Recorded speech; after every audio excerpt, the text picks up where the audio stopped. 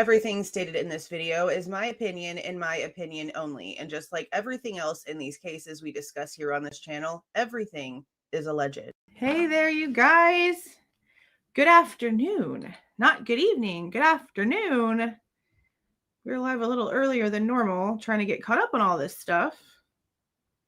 I have not listened to any of this 12:30 interview. Nothing. All I know is that it happened. This is where she says that she saw a picture of Kohberger. She did not recognize him, which as things have progressed, she has gone from, no, I did not see his eyebrows. No, I didn't recognize his eyes or don't remember his eyes either, to that's all that I saw was these bushy eyebrows and these eyes, to, oh, I saw this guy with this very noticeable, different than normal looking size and shape, nose and eye structure, and no, that's not the guy. On top of a million other inconsistencies. But other than that, I have no idea what she's going to say in this. Today is December 30th, 2022. It's 11:12 a.m. This is Detective Joe Lake for case David 22000030, quadruple homicide, Latah County, Moscow, Idaho. With me today is Detective Gary Tollison, Idaho State Police. Our attorney for. Perfect. Yeah, it's really insane to hear how like she has no emotion whatsoever while she's talking to the cop at the scene, during the interviews with Mallory, during the interview that we just heard, probably nothing in this one, but then 3 years later, she's huffing and puffing in perfect makeup and blush without a damn skip and a beat and I can breathe at the same time. Like, it's the biggest freaking act ever. And how much does she have in her GoFundMe now? Almost 120 grand. As we previously stated, you do not have to answer our questions. You are not a suspect.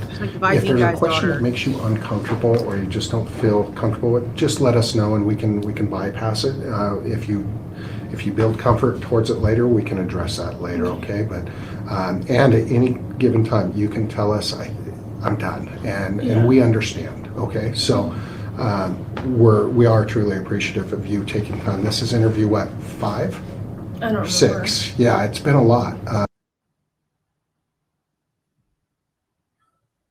We have Nunez. Oh, not even Nunez. We've been saying that wrong. We have Nunes.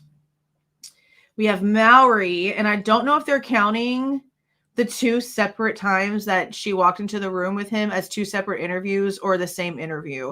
Because it's the same day. She's in the same clothes. It's only like a few minutes apart. Or maybe it could be a few hours. I don't know. But you can tell it's the same day. The original one that we saw was the little follow-up piece that was like 5 minutes and some change. We instantly, by the way they were talking to each other, were like, this is not the first one. What is this? So then the rest of it came out and it was like, what, 20-something, 28 minutes, I think? Altogether with the 5-minute clip, it was like 28 minutes, almost 29 minutes. And so that would be like her first one inside the building. So that could be 3, right? And then we have the one that we just listened to yesterday and this one. But we also need to remember that we haven't heard anything that's been done by the feds. So this could be number 6. And if they're counting the like day 1, that's 1. Mallory should technically be 2 because it's the same thing. And then 3, 4. So there's 2 other ones with the feds, most likely, if this is number 6. 2 with the FBI that we haven't heard because Moscow gave us everything they apparently have. And remember what the FBI said about everything else. It ain't coming out because the FBI said so. So if we never get her FBI interviews, because you know that's what they used in the grand jury was the FBI stuff more than anything else. Damn. We are truly grateful that you're so cooperative and helpful with this. Your attorney is present today, which is if at any time we need to stop the interview, she knows what to do. So, all right. We're going to start with the VBQ. Thank you. Very long form. The first question on here is your relationship to the victims, how long you've known each of them. So you've known Xana since August of 2022. Can you tell me? Well, August 2021, because I joined my freshman year, which would be August 2021. Okay. Xana and Maddie Xana's a grade older than me, Maddie's 2 grades older than me. I met them through there. I got close with Maddie because big is Maddie. And so me and go over to Maddie's house all the time. I didn't know Kaylee at all, really, until that following spring when I met her the first time. Maddie had told me, Xana, and Kaylee that we're all going to live together. That's when I met Kaylee, and then I got to know her more this semester. I didn't know, I knew Ethan and Xana were dating, but I didn't really know Ethan at all until this semester when I first met him. Yeah. Okay. You actually. So again, only her and Maddie were actually like sort of like friends before she moved in. She moved in August, just a few months before this happened. You're not super, super duper close with people that you've only known for a few months, even in a roommate situation. Yeah, you're hanging out, you're cordial. It's obviously like a party environment because it's college, but there's still always like separation when it comes to it being a roommate situation. So again, while she did know them, she only know them for like a few months.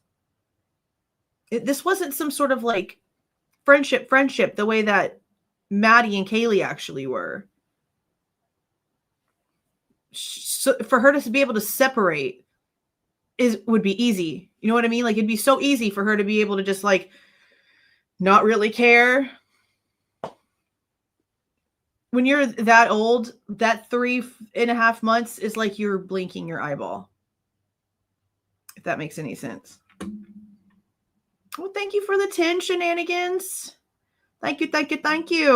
You just answered all of those for everyone. No, you're great. That's great. I appreciate that. No, that's perfect. So you had a pretty good relationship with your roommates, with your friends there, and we'll talk more about that as we progress. You already know the questions. You already answered them all, but we'll just kind of progress through this. Last contact with them, you saw them at the party. This is for Ethan. That is on the 12th at around 10:30 p.m. and I think that's consistent with what you've previously stated in your interview. Yeah. So. See, why didn't they put that part in the probable cause for Xana and Ethan's timeline?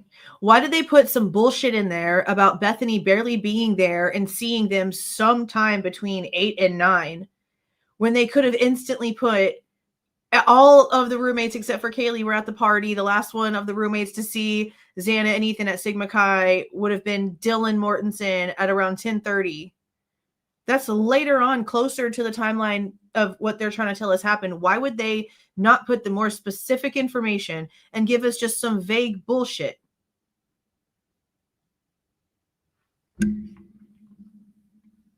I still just don't understand why they kept it such a secret about everybody but Kaylee being at Sigma Chi that night. I don't understand that. Because, cool, it wasn't in the PCA, but it was never said. Even the family members didn't say shit. No, like I went to Sigma Chi, but I don't know exactly the time that I last saw them. Okay.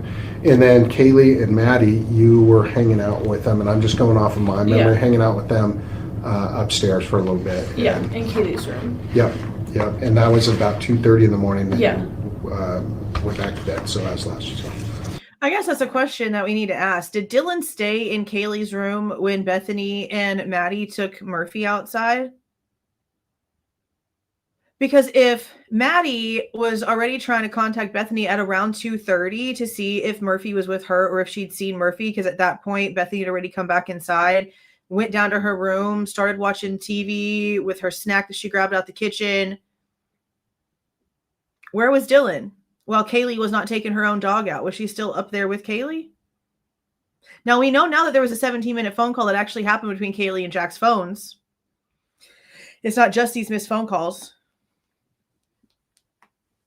Now, I know that Dylan tries to say that she was texting Eric Gower, but the detail that she gave in the last one is like too specific. Like, why do you need to say, as I was walking down the stairs? Like, now you're removing yourself from Kaylee's room and putting yourself somewhere else just to then say that, like, yeah, you got a text message back from him, but like you ignored the guy after that. So what did you really message him for? Was it like a distraction message? That's why you didn't actually go through with it, because you just needed it to look as if you all were maybe all planning on going out, but in reality, it was just like a cover up for something. Because I can't really figure out like why else you're lying and being so inconsistent and giving all kinds of extra details that aren't necessary, that don't really pertain to shit.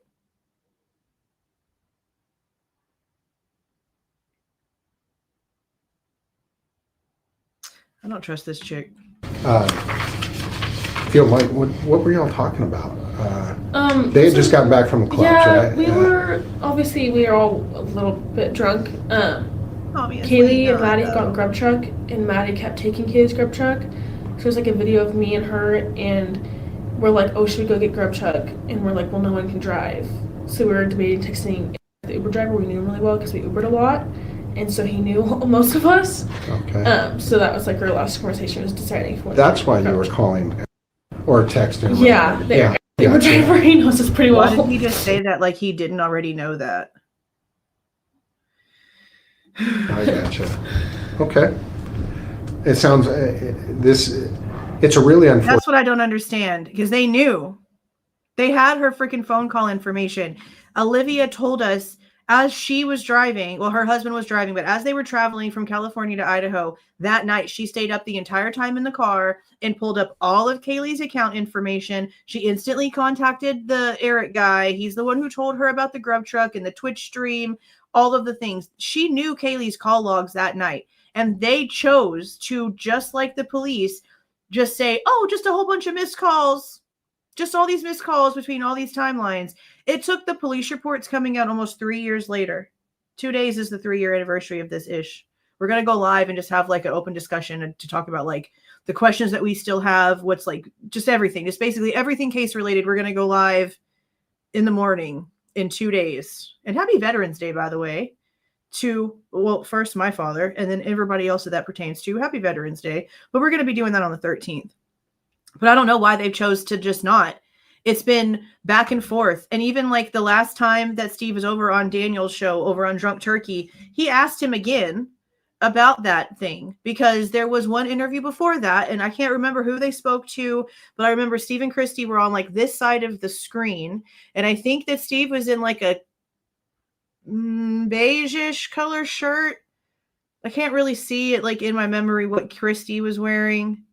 But it was sort of like a darker room that they were in, and they were on this side of the screen, and they were being asked again about the phone call situation. And it was more like, oh, there was a voicemail, and people were asking about the voicemail. Like, was there an actual voicemail? Because this is the first time that y'all have ever mentioned a freaking voicemail. It's been text messages up until now and missed calls. You're mentioning a voicemail. So we're like, holy shit, they actually heard her voice. That takes away a lot of the questions of, are the calls just a bunch of crap? Like, what is going on? Or were they freaking out? Were they trying to get his attention because they thought they heard something that was scaring them? Like, what was going on with these calls? So when they said voicemail, everyone like perked up like, oh shit. Okay.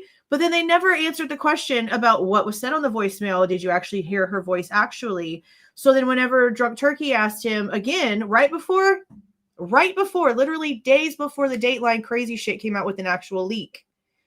And his response to that was, oh, that was the girl stuff. He just scooted it over and passed all the blame over to Christy and Olivia instead of just answering the damn question. Whole time, the freaking police reports finally come out. There's a 17-minute long phone call. And that entire family knew all about it and never said a damn thing.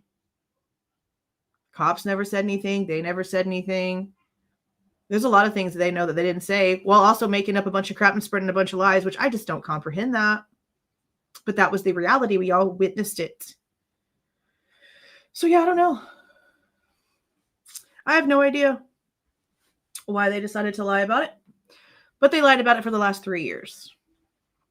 Only they can answer that question. Fortunate reason why we're meeting today, but feel free to fondly recall, like we just did, because sometimes it can be helpful. Mm-hmm. All right, so It's okay to laugh. sorry that's the last time I saw him, but it sounds like it was a good time. Yeah, it was a good time. Good. The next portion is kind of family and background on the VBQ, and you actually know someone for each of them, family members and whatnot, which is great. So for Ethan, you know, I've had the opportunity to meet both of them. What do you think about? I think they're both really nice. I know Maisie Ethan hates you. is bigger sometimes because I know they were both very protective of me because I was like their little sister, you know. And she's really nice. Her and Xana were pretty close, and her She's really nice. She just told me to my face, shut the F up, but use the real word. Literally at the crime scene as her brother is laying dead in the house and they're just figuring out everything. And Dylan is hysterically crying and she's telling her to shut the F up because it's annoying. But yeah, Maisie's really nice. She probably is. She's probably a sweetheart, but she doesn't like you. So why is she sitting here talking like that's a cordial relationship? It's not. Maisie don't like you. Her and her friends would come over to our place all the time, and she was always super sweet and super nice to us. But I don't know Ethan or their parents' names. Okay, and that's all right. That's all right. Out of Ethan and which one was kind of the more dominant? I wouldn't say just because she was like they're younger, like always kind of like they were more protective of her. That's a really weird freaking question to ask to somebody who doesn't know them. Like, she knows Hunter and Maisie in passing because they party together. And because Ethan is dating Xana, who happens to be her roommate. This is not really something...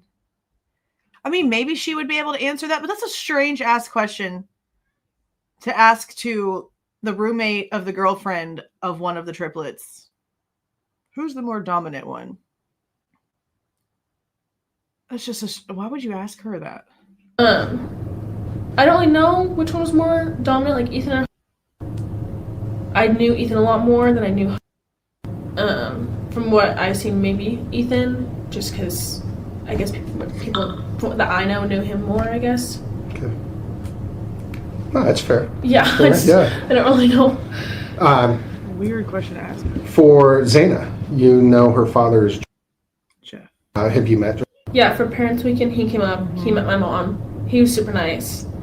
And also Parents Weekend came up and visited. Jasmine. I think that's maybe first or second time I've seen her. I don't know Yeah. if she's came over to the house before because she's only like 30-ish minutes away. But she came Woman over is for a not little 30 bit for minutes Parents away. Weekend as well. Do you know where she came from? Wazoo. I think she's as well. I don't know for sure what sorority she's in. So I've yet to meet Jeff, but I hear... See, I remember the very beginning when we first heard about Bryan Kohberger and the fact that they had his name on the 19th, like before we had all the questions, right? I was like, they just let one of the victim's sisters like just walk around the school with this guy for a few days. But then obviously we find out that like he was already out of town and stuff like before they even had like the name. But it was just like a thought like crossing my mind. Like when we first heard about it, I was like, holy shit, Jasmine like goes to that same school. That's crazy. Which is another thing that like people were looking at to see after they found out who it was. Like since she was the only one over there, there was a lot of people that looked into that situation too. I didn't personally see anything, but we do know that she was there and Jeff was there and were one of the first family members to be talked to. That's in the reports. Apparently Jasmine showed up somewhere. Jeff said something about how Jasmine was already like somewhere nearby. So I'm assuming she went over to Emily's because she knew Emily. Emily and Xana used to go over to Jasmine's quite a bit.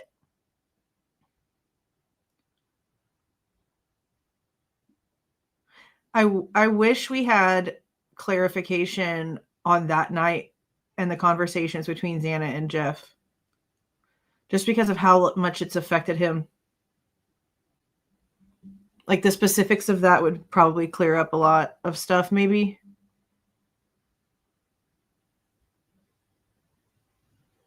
What a strange thing. What a strange scenario. She and Xana look a lot They look a lot alike. alike and they always denied it. They look just like their mom. They looked alike. So even their father had told me a time or two, he actually got them confused. Really?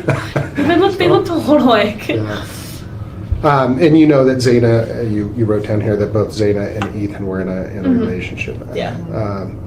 Pretty good relationship? Yeah, they were pretty good. I think it was about a year. They're both very similar. They're like very goofy. Like if they're there, then it's like when we go to parties, if they were there, then it'd be fun. Like that's how they were.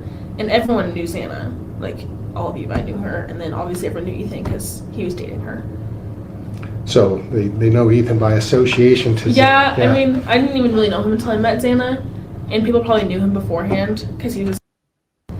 But yeah. It's interesting. You're not. everyone tells me that same thing. It's just they're just a lot of fun. They kind of life of the party, and when they show up, things are gonna get a little more fun than they've already been. So,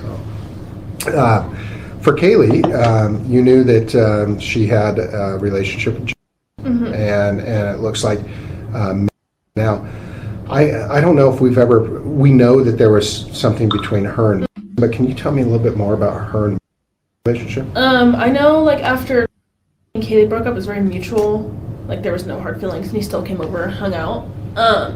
Kaylee had just been kind of talking to me. I don't know if they ever, like, officially made it something, but I knew she would stay over at his place. We would pick her up every now and then. And they ended up talking, but I don't know, like, how serious it was. Okay. See, that's going to also make you feel like some type of way too, like being Jack, because Jack is being told that she doesn't want to be with him anymore because she's moving off to Texas to go and be an adult, and she doesn't want to be with him because she's leaving. But then he's watching her like go and date other people that are still in that exact same area that are not going to be going with her to Texas. So how do you think that's supposed to make him feel? I can see why a lot of people were questioning, like, did he finally have enough? I still don't believe he has it in him. Like, looking at him, I just don't see it. I don't think he's got it in him. But I can see why people were questioning that. And people who think that, like, any of this makes any sense. Like, how do you break up with the guy that you've been with forever for no fault of his own, still hang out with him, still share custody of the dog, and you say because you're leaving, but then you're hanging out and doing stuff with other guys, spending the night at their houses. What's the real reason why her and Jack broke up if that's the case? Because Texas and moving must not be it if she's doing stuff with other people.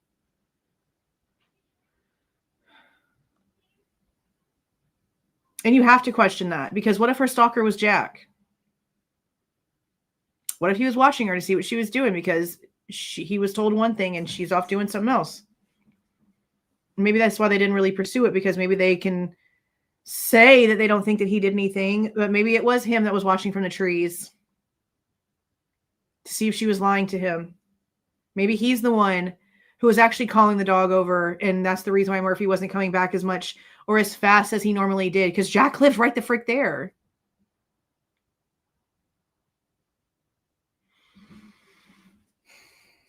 Just there's more dynamics to things here than we were originally told, that's for sure.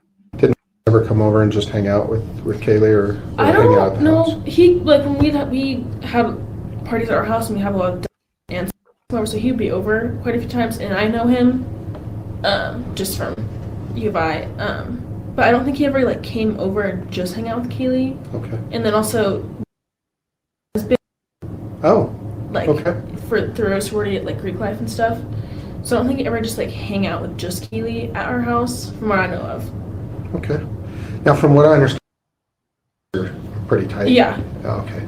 But they're also kind of it's like out of my friend group, we would just hang out. Oh, these redactions are crazy. These are always adults. very, like, don't always go together. But I've heard there's been a few. Yeah, there's been a few. Yeah. I mean, I don't fully know them, and I don't really know why they're not, like, super close, but that's just how they are. Okay. For Maddie, you know her mother is. Have you met? No, but I was, like, sitting next to Maddie, and I saw her FaceTiming her mom, and knew that her name was Kaylee. And I know she has a stepdad, or maybe her mom's just dating someone. I don't know his name though. Okay.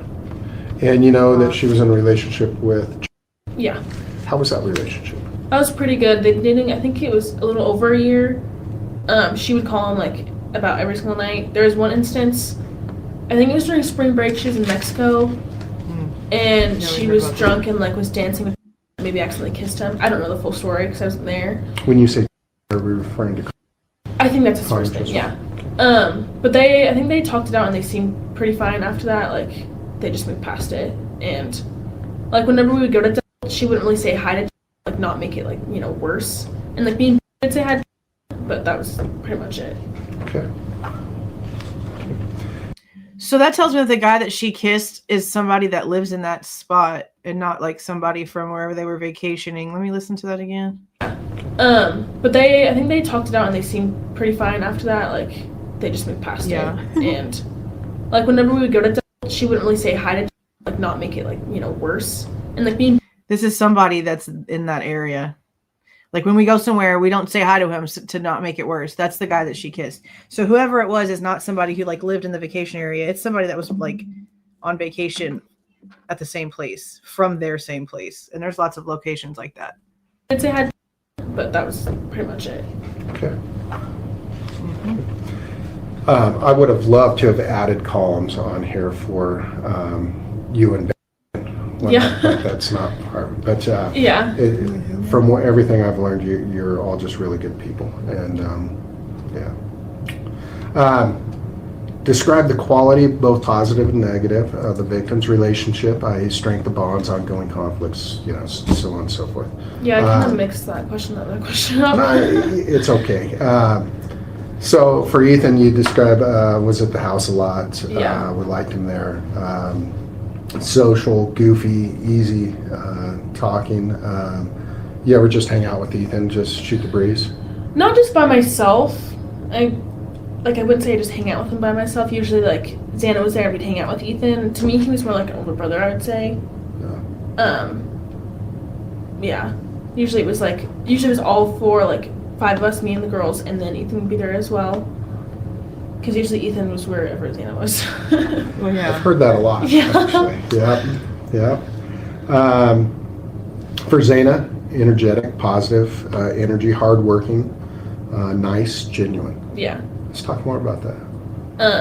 She was just like, obviously she was like the party of the life, but she was also very hardworking. Like she Party wasn't of the life. just She a must party be girl. dyslexic. We had the. I've noticed our that math class- she said a couple and there's nothing wrong with that. My daughter's dyslexic. We've had to work on that, and my son is too sometimes. It's just the way that he reads stuff. But she said a couple of different statements backwards. It's the life of the party, not the party of the life. It's just something that I've just noticed. She's got to have a little bit of dyslexia. together. We both felt it a few times. And so Xana was the one that always like pushed me to actually go to it and actually do good on it. And she like would set a certain time, certain time she would set to that class. And I think a lot of people didn't know that she was very hardworking because people just mostly saw the party side of her. But she was very hardworking. And she if she's gonna tell you something, she can tell you the absolute truth. Like she's not gonna like if I were to ask her a question like, oh, does my outfit suck? She'd be like, yeah, it does. Or she would just tell me the absolute truth. That's what I mean by like genuine. Like she's not gonna lie to my face. That's a good trait. Yeah. Yeah. And obviously you respect her Yeah. for having those traits. It's great. Kaylee, it says, Prankster. yeah, fun, like to do pranks, Yeah. also very hard working, positive energy. I think you started That word, to write popping up so something. much is really annoying. Started with a V, maybe. That's what. I Oh, was very thinking. funny. Okay, Sorry, very funny. I abbreviate a lot. No, you're all right. So very funny. Let's talk about some of the pranks. One time we were, this is before school started, we were all in the living room, we had some guys over, and Kaylee wanted to do this prank, and it was like this fake number, so you like are able to text someone without them knowing that's your number, like it's a fake number. So she started texting Xana as like a fake person, was like, oh, another beer bong, another pair of shoes, like I can see you wearing your black Converse, like those kind of pranks. And we would just be laughing, and Xana would be like freaking out. She's like, no, someone's actually texting me. And then she would look at Kaylee, and Kaylee would just start laughing. And then So Kaylee had a stalker of her own where she was freaking out about somebody watching her, but then she would fake scenarios to freak other people out and make them think that people were watching them when she already knew how like effed up that felt. That's not a good characteristic. Sorry. I mean, it's not. I'm not trying to like, that'd be like the first bad thing I've literally said about Kaylee in the 3 years we've studied this entire case. That's not a good character trait to have. When you already know what it feels like to go through something, why the hell would you want to put that on somebody else and watch them freak out like that? I don't like that. so me, Kaylee, Bethany, and Xana all got to the house before Maddie did this semester. And we never like, we hung out with Kaylee a few times, but not that much. We didn't know her that well, but we got along with her really well. And she would always be like, I mean, I have too. I've read conversations between her and Olivia about Samantha. Like I've read things, but I don't, unless I know that there's something that has to do with this. Like we haven't entertained any of that stuff. But just like, and I know that they've mentioned pranks and stuff like that, but I didn't think that it was like pranks to where you were literally like really messing with somebody, because that really messes with people.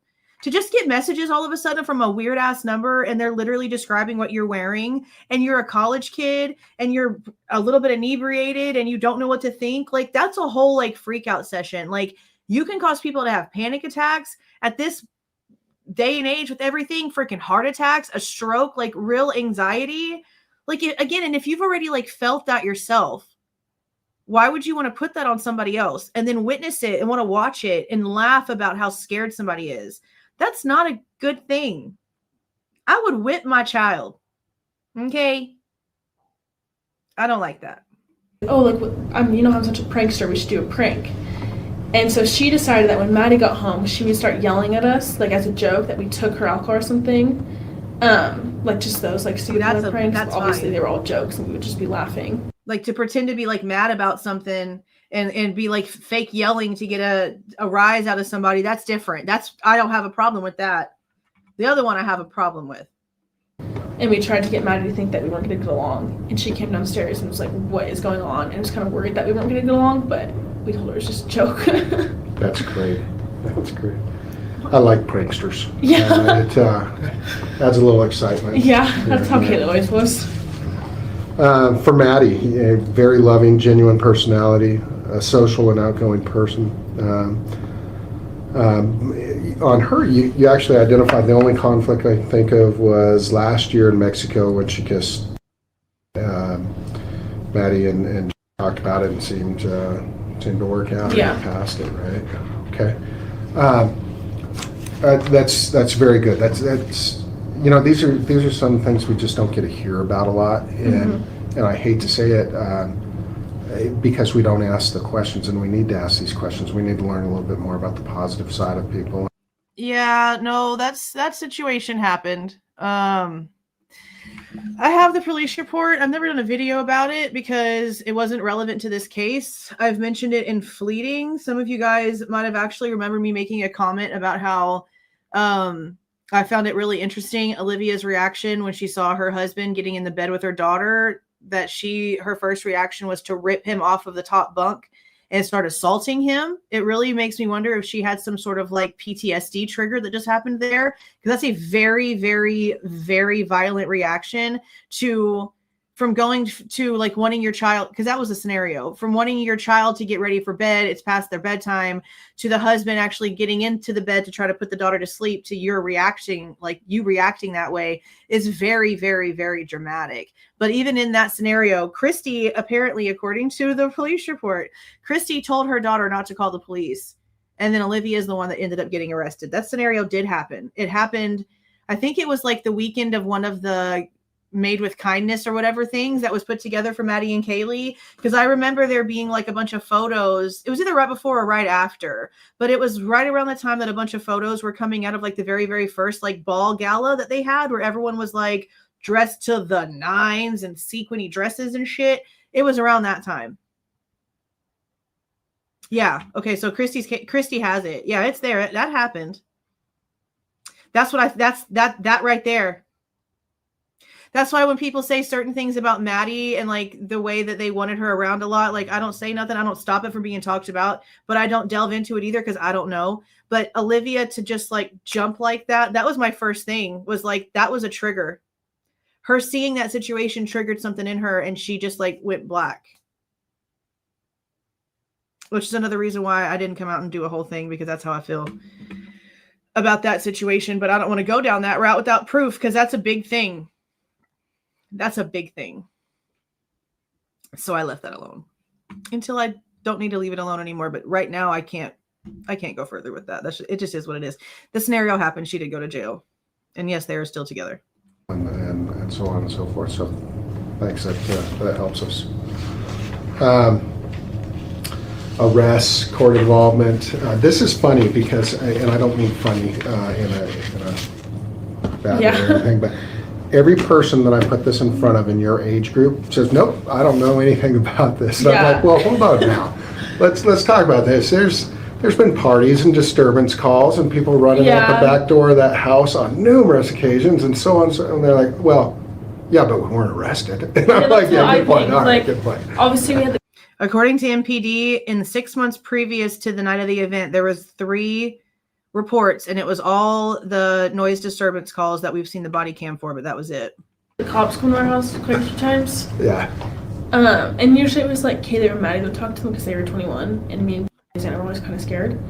But from what I know, there was no like arrests. I don't know if they ever got like tickets or anything. Right. I don't know like about that kind of stuff, and like no like arrests for drug use, alcohol use, that kind of stuff. None Good. of that I knew of. Good.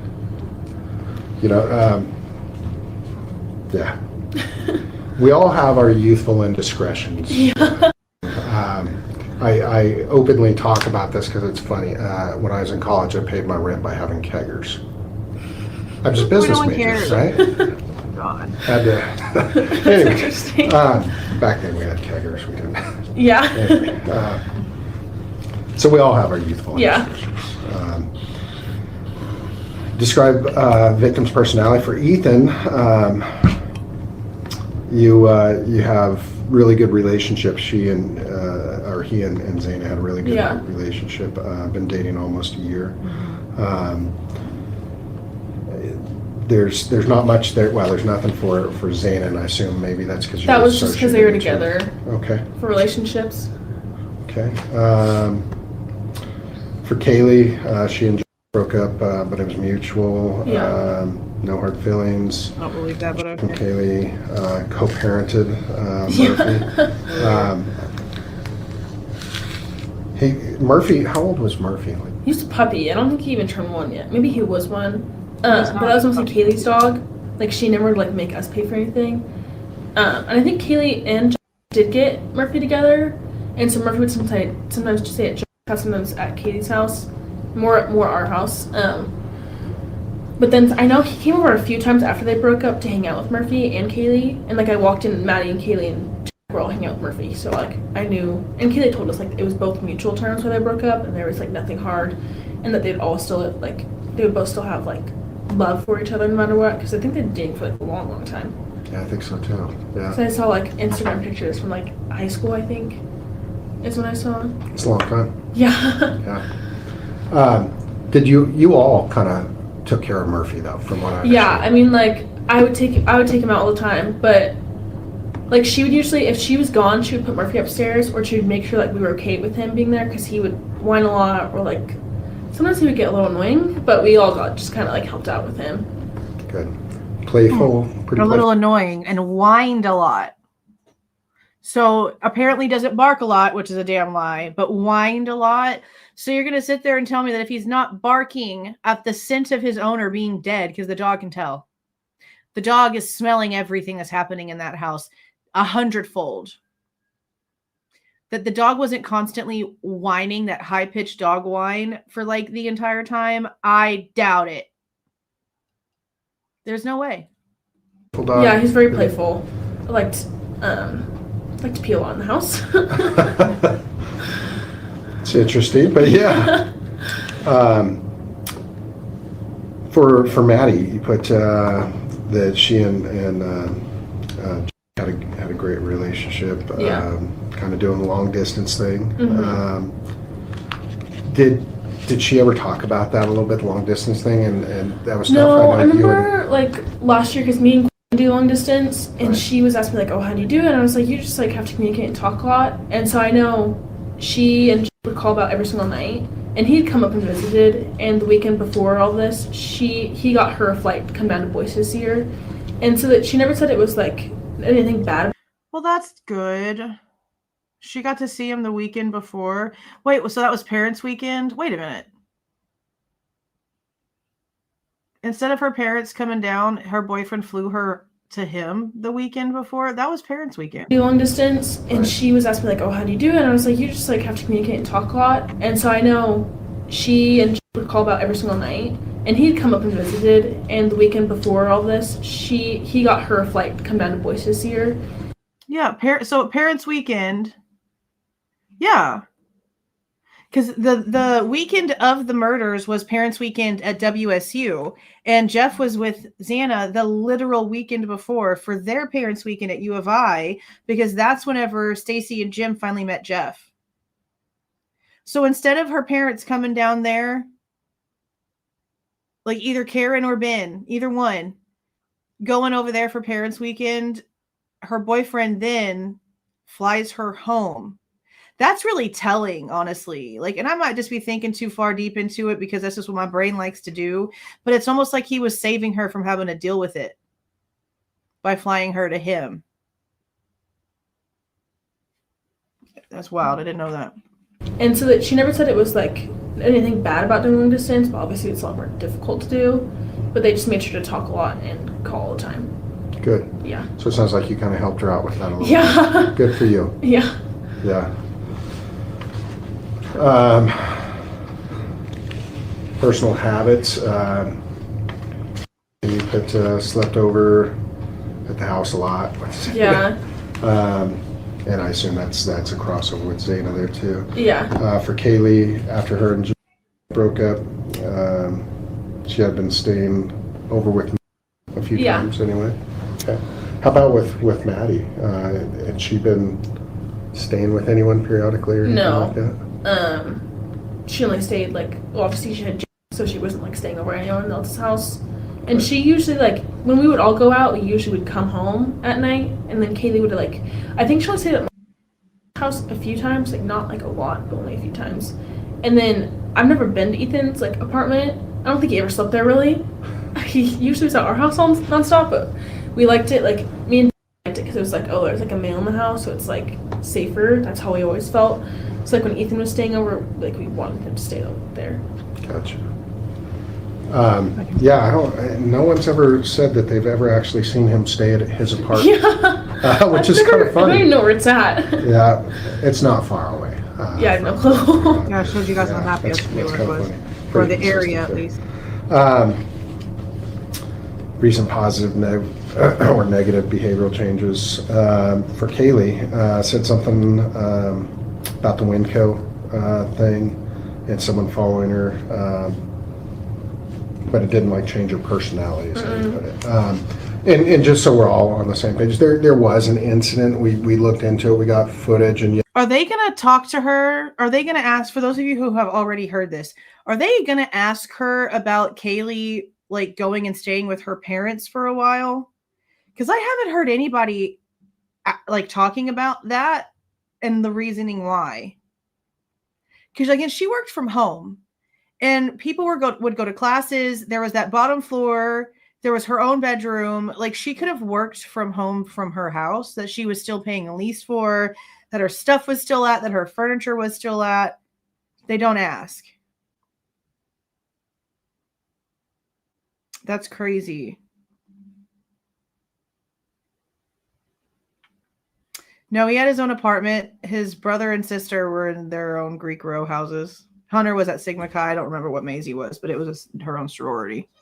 They don't ask. How stupid. Yeah, because Dylan's the one who asked her to show up there. That's wild. Okay. yes, there were two men that Was it were. the Winco? Yeah. Okay, because I remember she had told me she came home and she was like, "You guys are to be safer." She was like, Xana was in the car. She had gone in the store. She was getting alcohol. And she's the kind of girl that's very aware of her surroundings. And I remember her saying one guy. Maybe there's two, but from what I remember, her saying one. Yeah, and that's my fault. I shouldn't have said two, but there were actually two. Okay. There was one actually trailing and one out in the parking lot. Yeah, I remember she noticed and she was walking out and she realized the person behind her didn't have anything. So when she got to the car, she threw everything on Xana, locked the door, and someone was behind, like she could see in her mirror behind the car. Mm-hmm. And she told us that, and me and her kind of, like, we all kind of freaked out a little bit, but then we just kind of pushed it over, like, okay, we'll just, like, go with each other to the store now, you know? Which we usually always did, like. It's a good plan. So you just enlightened me a little bit. So would you say it was pretty mutual that you were all learning from each other? Yeah. With incidents like that? Yeah, I mean, like, when little, like, I know when, Katie said she'd taken Murphy out and she saw a shadow, like, obviously it freaked us out a little bit, and we would lock the door, which I thought locked, apparently it never did. But I thought it locked. It never did. So is she saying that she, like, assumed that the door auto-locked and it didn't auto-lock? It was an assumption? The front door? That's what that sounds like. Like, Like, we would all just make sure, like, we would, like, take care of each other in a way.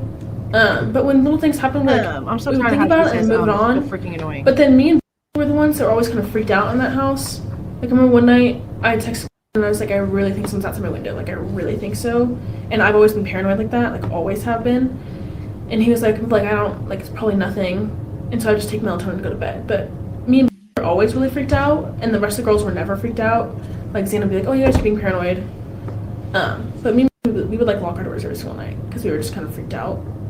And that's exactly my point. She's been a cry wolf her entire damn life, and the one time it counts, that's the one time she doesn't call nobody. That's the one time that she's not taking it seriously. She freaks out about literally everything else except for the one time she's supposed to. When there is a pattern of behavioral change, when you can see that somebody is acting in the opposite of what is freaking normal, you're supposed to start questioning that. It's just like in the Jack and Lily case, okay? I don't know how many of you are following that one. I have an update done, but then more stuff has happened and I need to add to it, so that's why it's not out here yet.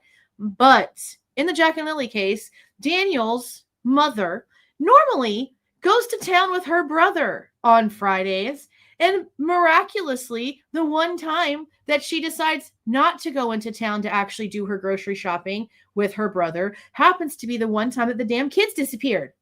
When somebody changes their pattern of behavior, you pay attention.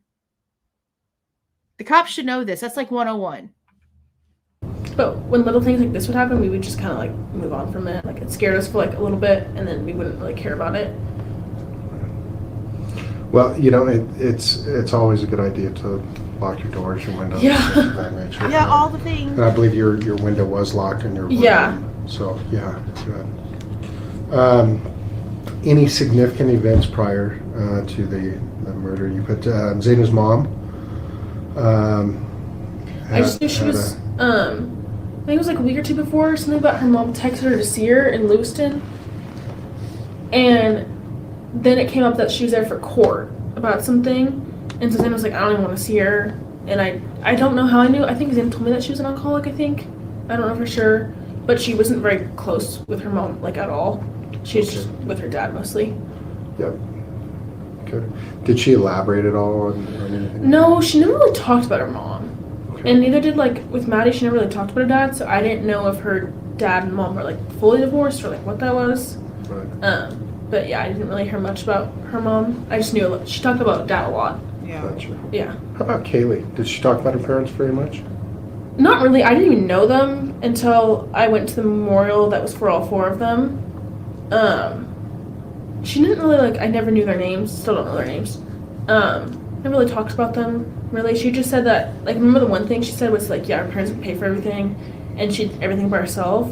So that's why, like, me and I was like, oh, she's the, like, the motherly one, and the very, like, got her whole life together, because she had, like, an insane job that she was able to ride a Range Rover, which was, like...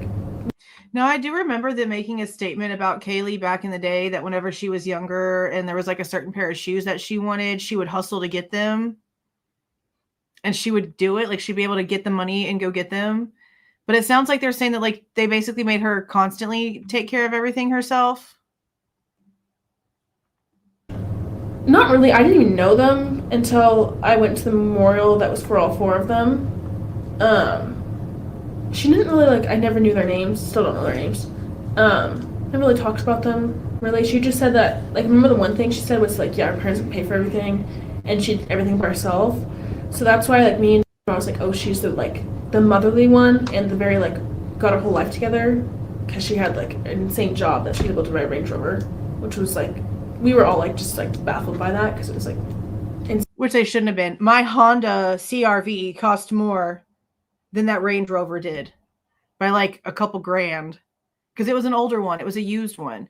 So while I know that it was, like, a big deal to a lot of people whenever they first saw that, it was a lease. It was something she was going to be paying monthly for. She had a job where she could provide proof of income. She put money down for her old car that she sold, plus her grandmother put $1,000 down from her credit card. And the way that we were told from the police reports is that once the situation happened, the family told the dealership they were going to be giving the car back. So the $1,000 was originally refunded to the grandma. But then all of a sudden, because the Goncalveses realized oh my God, we can fool everybody into paying this damn car off. They put a GoFundMe up and got the money to pay the car off. And so they jacked the $1,000 back off the grandma's credit card. That's in the report from them speaking to the dealership themselves. That's the details from the dealership. But it was not an expensive vehicle. Again, my Honda cost a couple $1,000s more than this Range Rover did. And the second that she got it, the damn service engine light came on, which is why there's still a discrepancy on what car was really at the place. Was it really a loaner car, the way that Jack Decor is acting like it was whenever they spoke to him? Or was it really hers? Which it doesn't make sense for it to have been hers because she got it on the Thursday and was gone on the Friday and back in Moscow by that night. So it's like 24 hours, if that, between getting the damn thing, the service engine light coming on, and all the stuff. So there's a lot of back and forth just when it comes to the Range Rover itself. But yes, the prestige that comes with Range Rover, I get why it would be impressive to people this age. But as somebody my age, almost 40, my Honda was more expensive than that Range Rover, and it was just like everybody else does. Credit check, proof of income, put money down, paying on it monthly. It wasn't, no, I paid cash for a drug car or all this crazy stuff. Okay. No, she did it like normal people did it. I had to do this at 17 to get my first ride. You finance things. Shit's expensive. Saying it's like your roommate bought a Range Rover, like that's very impressive kind of thing. Yeah. But yeah, like Quite a status symbol, right? Yeah. Yeah. And able to pay it like all by yourself without any help, and then pay for college too. So that's how like we always called her like the more mother kind. Like I feel like in Primgoods you usually have one person's like the mother. She was like that. Would you, if she's more of the mother, how would you describe Maddie? Maddie and Kaylee were very similar in that way. Like, they're the reason I know how to cook now because I didn't know how to cook at all.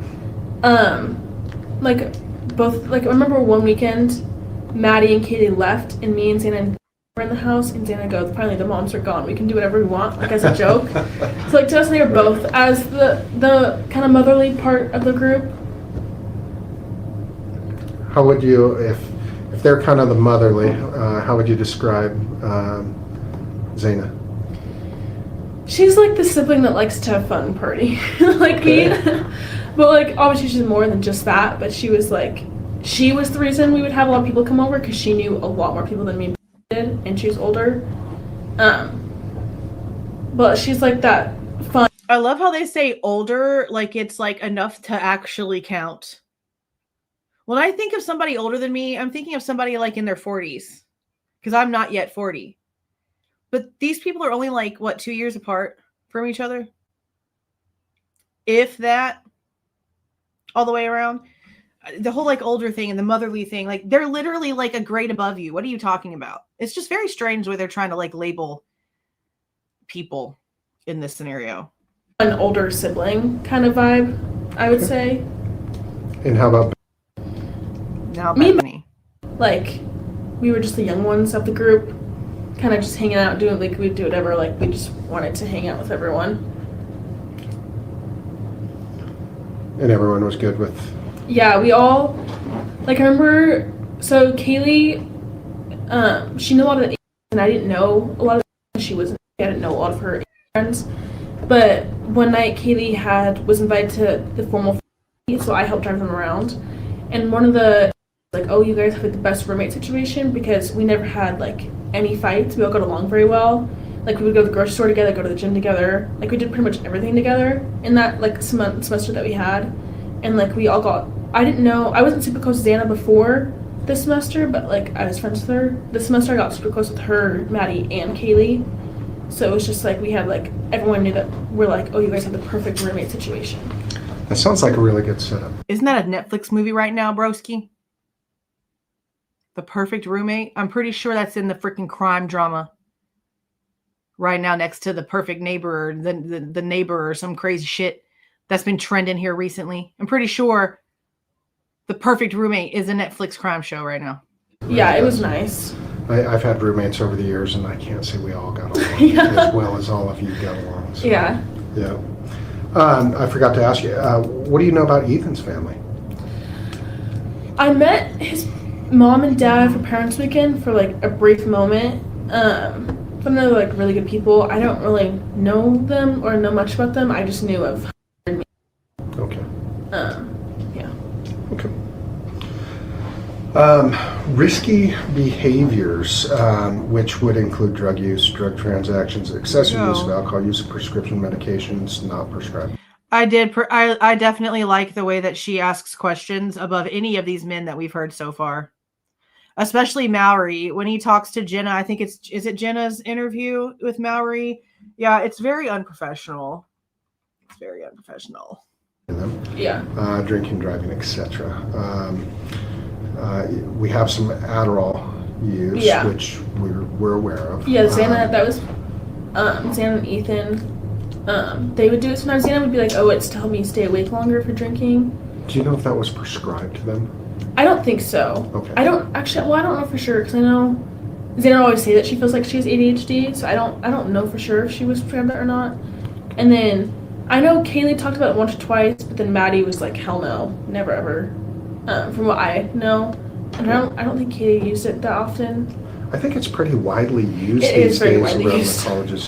Helps study habits or Yeah. staying up. Back in the old days, there were other things that people were using to Unfortunately. stay up and Yeah. cram for tests. She would sometimes whatnot. use it. She had that, like, for math, we would have the math class and she'd have her test, and she would sometimes take it to help her focus a lot better. I mean, if it was actually making her focus, then obviously she was ADHD. Because if you're not ADHD and then you take Adderall or something like that, it does like weirder shit to your body.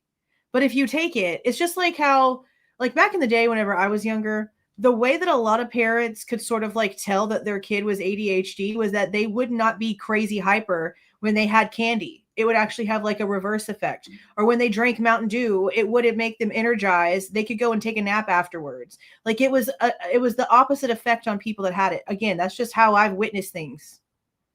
I don't know how accurate it is in reality, but that's how we did things back then.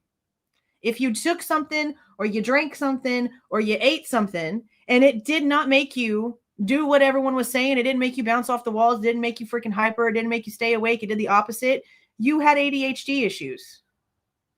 So if it's making her focus and she's not like doing the opposite of everything, then obviously it was working. But it's not safe to be getting it off the street. And I have to question everything that we've already asked about Molly in this situation. Because what if she was delivering whatever was the blue substance? Well, I can't say whatever was the blue substance because now we know what it was. But what if she was the one who brought the blue substance that night? I have every question in the world for her and her friend sitting there at the Jack in the Box waiting for her to come back and forth all night. And we're not letting that go. We just put a pin in it until these interviews are over.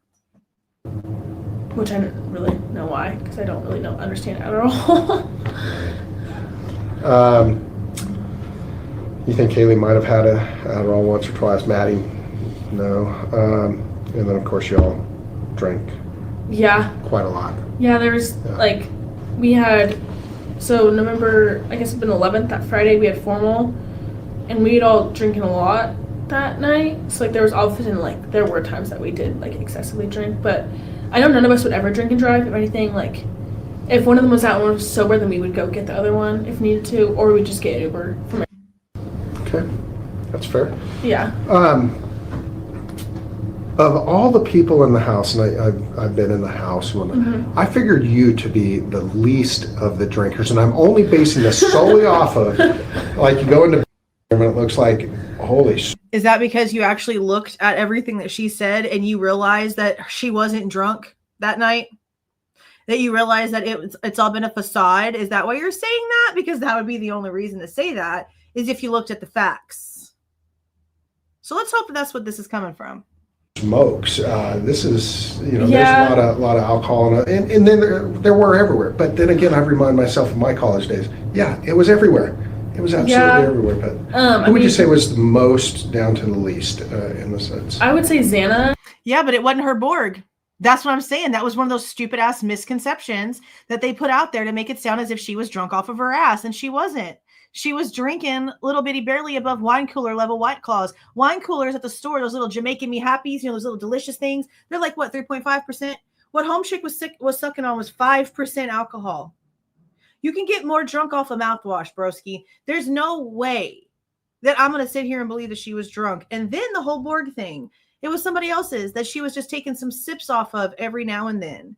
And that stuff is like, it's really watered down. That's why they make a whole gallon of it, because it's half water with Mio and then the alcohol.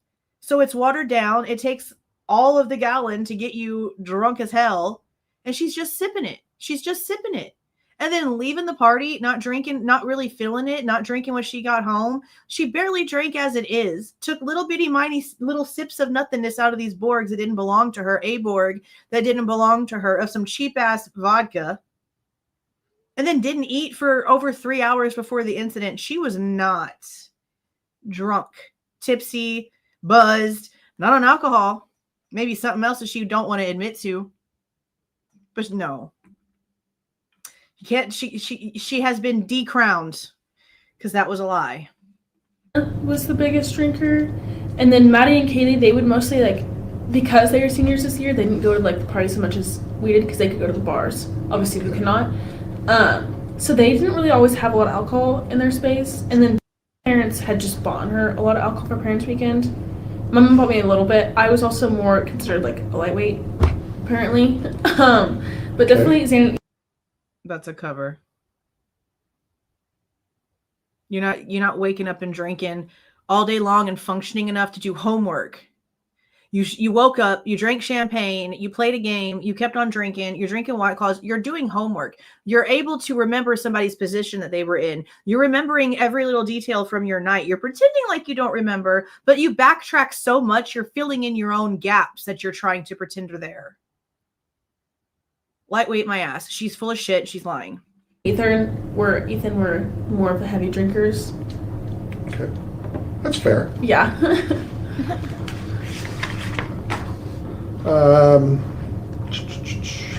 Daily schedules. This is kind of interesting, but for Ethan, you didn't really know his daily schedule. What do you know about his daily schedule? What would be his routine as far as you know it? Well, and I don't know, he didn't have a job. He obviously had his frat stuff at some point, so they would have, like, meetings and stuff he'd have to go to. I know he took classes, but, like, I didn't know his exact schedule because I'd be leaving, coming back, and he'd be gone or still there. Like, I would never really ask, like, oh, what's your class schedule kind of thing. Okay. And then for Xana, she usually, so her and Maddie worked at Mad Greek. They sometimes had the same shifts, sometimes different ones. Xana she would usually do afternoon, like 5 o'clock shifts, or sometimes during the weekends, like on Saturdays, or other days she would do earlier shifts.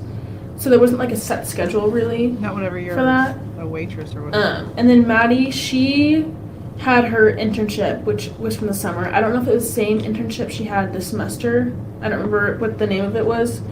But she usually had like in-person classes pretty early, like at 9.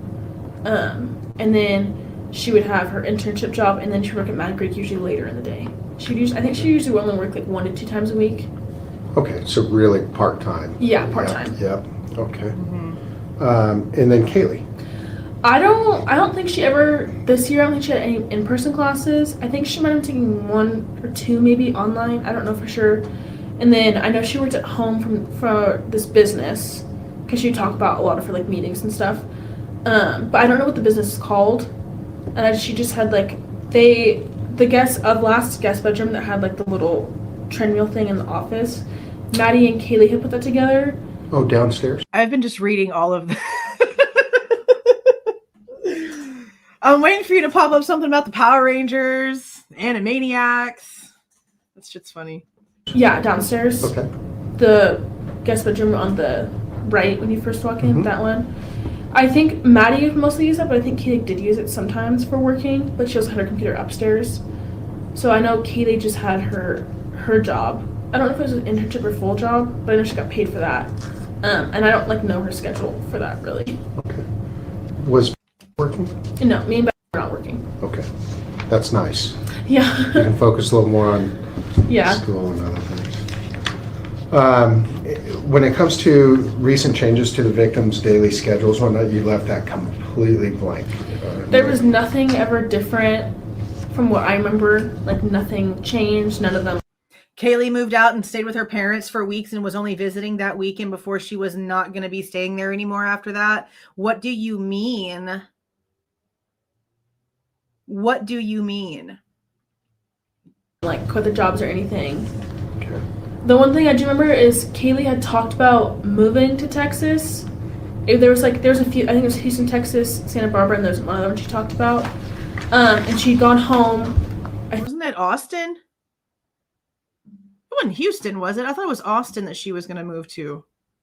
I don't remember it being Houston. I think for a week or so, and then the snow came, and so she didn't come back, and then she got her new Range Rover with new tires. She came home, and I think we convinced her to stay another semester. Okay, see, this is the second time because Bethany said the same thing about how she was gonna move to Texas, but then she changed her mind. So then you have to backtrack to Jack again too, because he's apparently getting broken up with after all these years because she's moving to Texas and wants to be a big girl. And then all of a sudden there's talk about she's not actually going to go to Texas and she's dating other people besides getting back with Jack. See what I mean?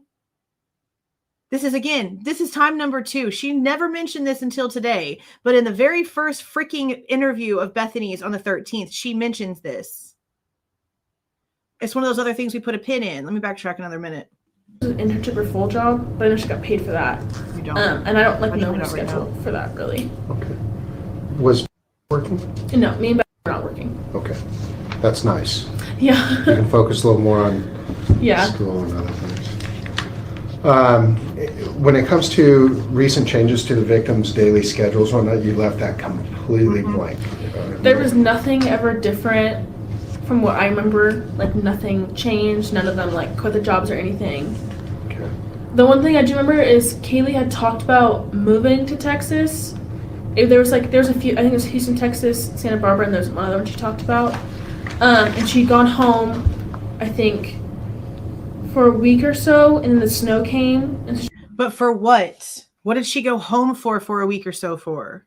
Because that meant that she would have been home for Parents' Weekend.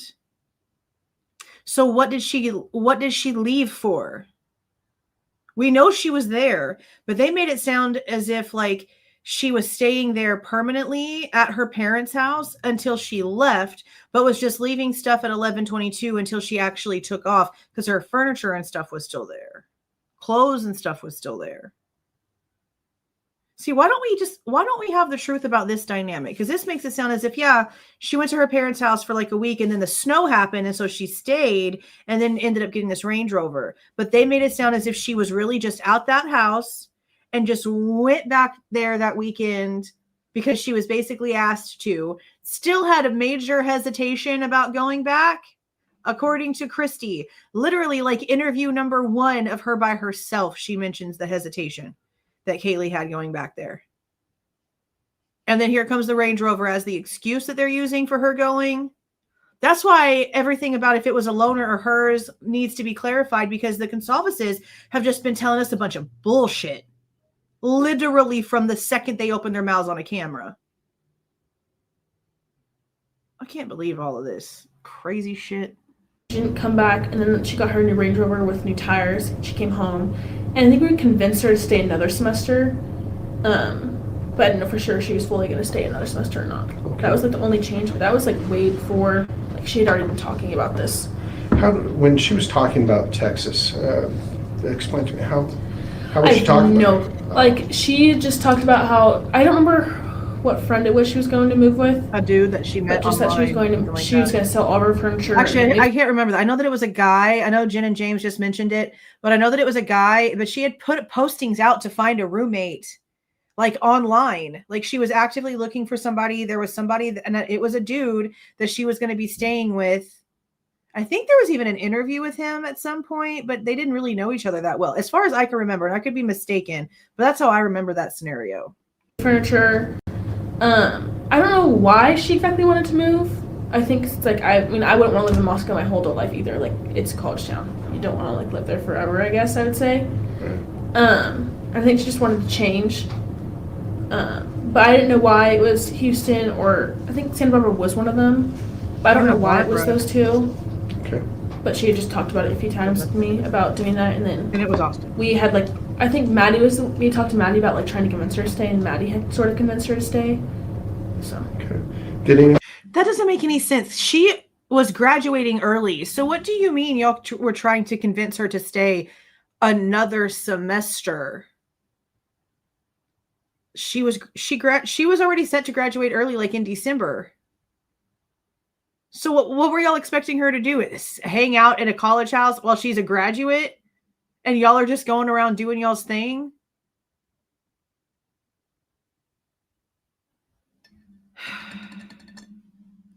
By the time all the truth of this comes out, it's going to sound like it's a completely different story. Like it's two different realities by the time we finally get down to everything. Anyone else talk about their kind of, you know, well, no, it's not that she had a job lined up there. She was already working for the company that she was going to be working for when she moved there. Like she'd actually gone to Texas already, looked around, I think already like looked at the place that she was supposed to be staying, like talked to these people in person, gone down there. There was a lot of stuff that had gone on up before this. After the college experience or after they graduate, what they had hoped to move off to and I think explore. Maddie, because she had another semester left, I think she talked about maybe going back to Boise with I don't know what Xana was thinking because she was like still just junior, like didn't have her plans fully decided. And then we were like knew exactly what we were gonna do. Okay. I noticed you're Yeah, I changed that. You did?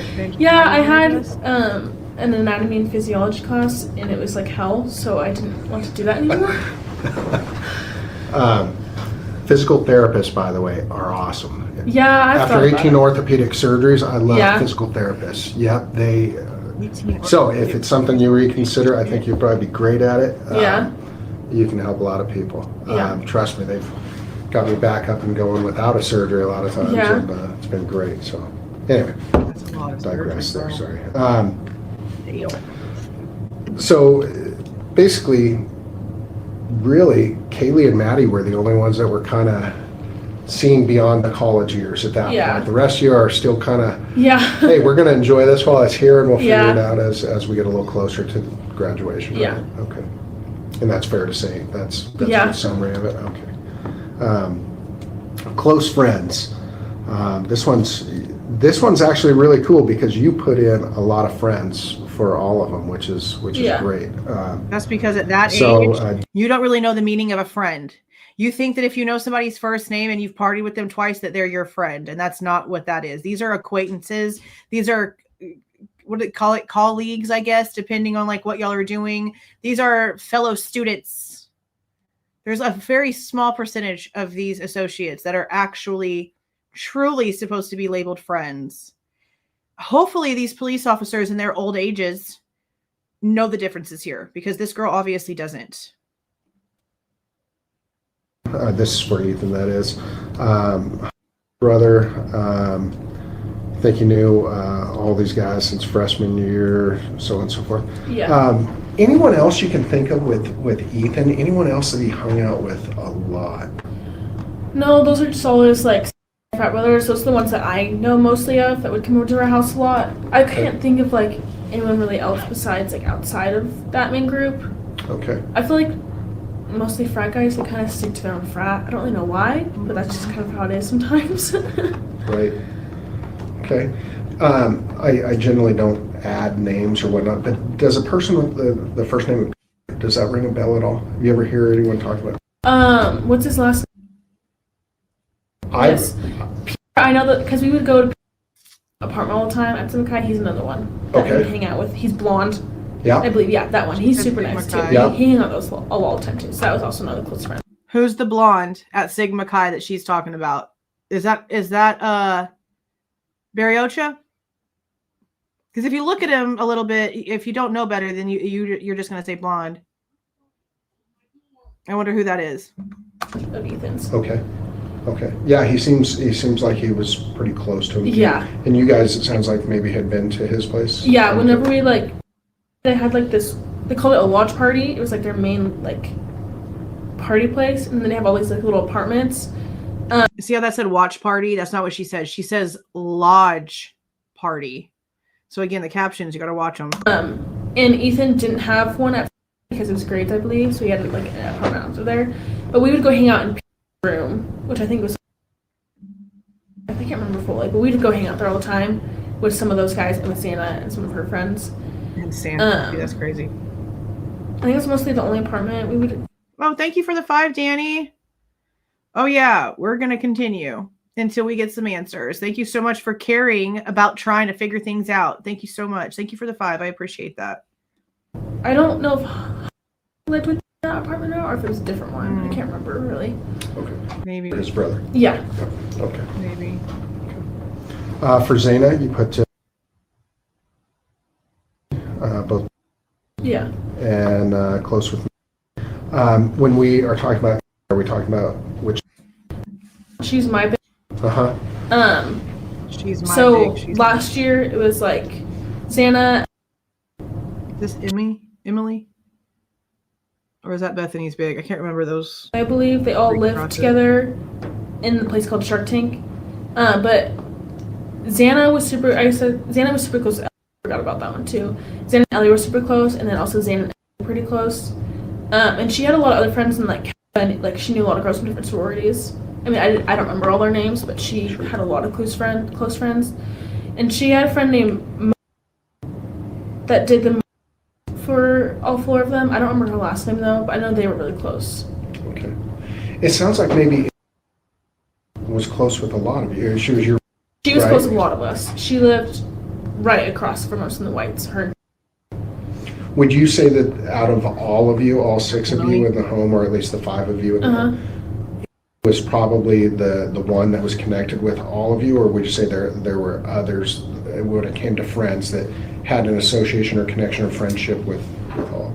I guess you could. Yeah, I would say I knew all of us. I guess she didn't really know Kaylee as much. Me and were the only ones that knew our friends and Kaylee, just because Kaylee was she was also an older. Yeah.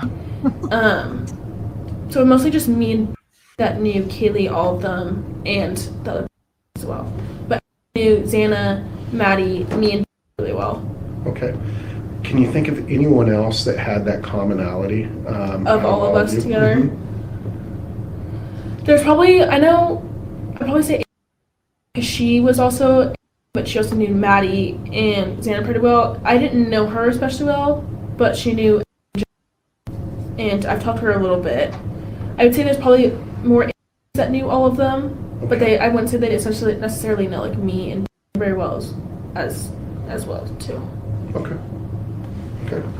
That helps.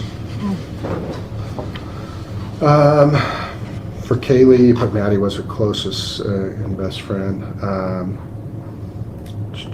Maddie. Is that for Maddie? Is that okay? They all lived in the house before us, and they all graduated last year. Okay. And you don't know of any changes to friends No, recently? they like last I talked to them, like they are always super close, and there was nothing like any like bad blood, I could say.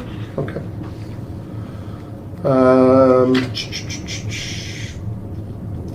In this question, it's basically discussing fear, concern, or discomfort with a person or a situation. And Kaylee is the only one you responded to, Yeah. and that was the Winco incident. And then Murphy as well, and she thought she saw a shadow of someone. Yeah, Where would that have been, that shadow? Where would she have seen that at? I think from what I remember is like when she took Murphy out. So like if your back's at the sliding door and you look to your left, there's like those bushes over there. Yeah, with a little That bit of always retaining freaked me wall? out. Yeah, and there's like a neighborhood behind there. I think that's what she was talking about, but I don't. Maybe it was like in front of her. But when I thought about like when I envisioned it myself, I was thinking that backside because that always freaked me out. That's why I got Isn't scared. that where your window backs Yeah, up that's to? what freaks me out a lot. It's like Okay. someone could just walk out from the neighborhood and go right to my window. That's why that window was almost always locked because it really freaked me out. Okay. But I'm gonna guess that's maybe where she saw it from. I don't think it would be in front of her because that's where the But she's also admitting now for the first time that at one point she thought somebody was at her window. It's probably important to take note of.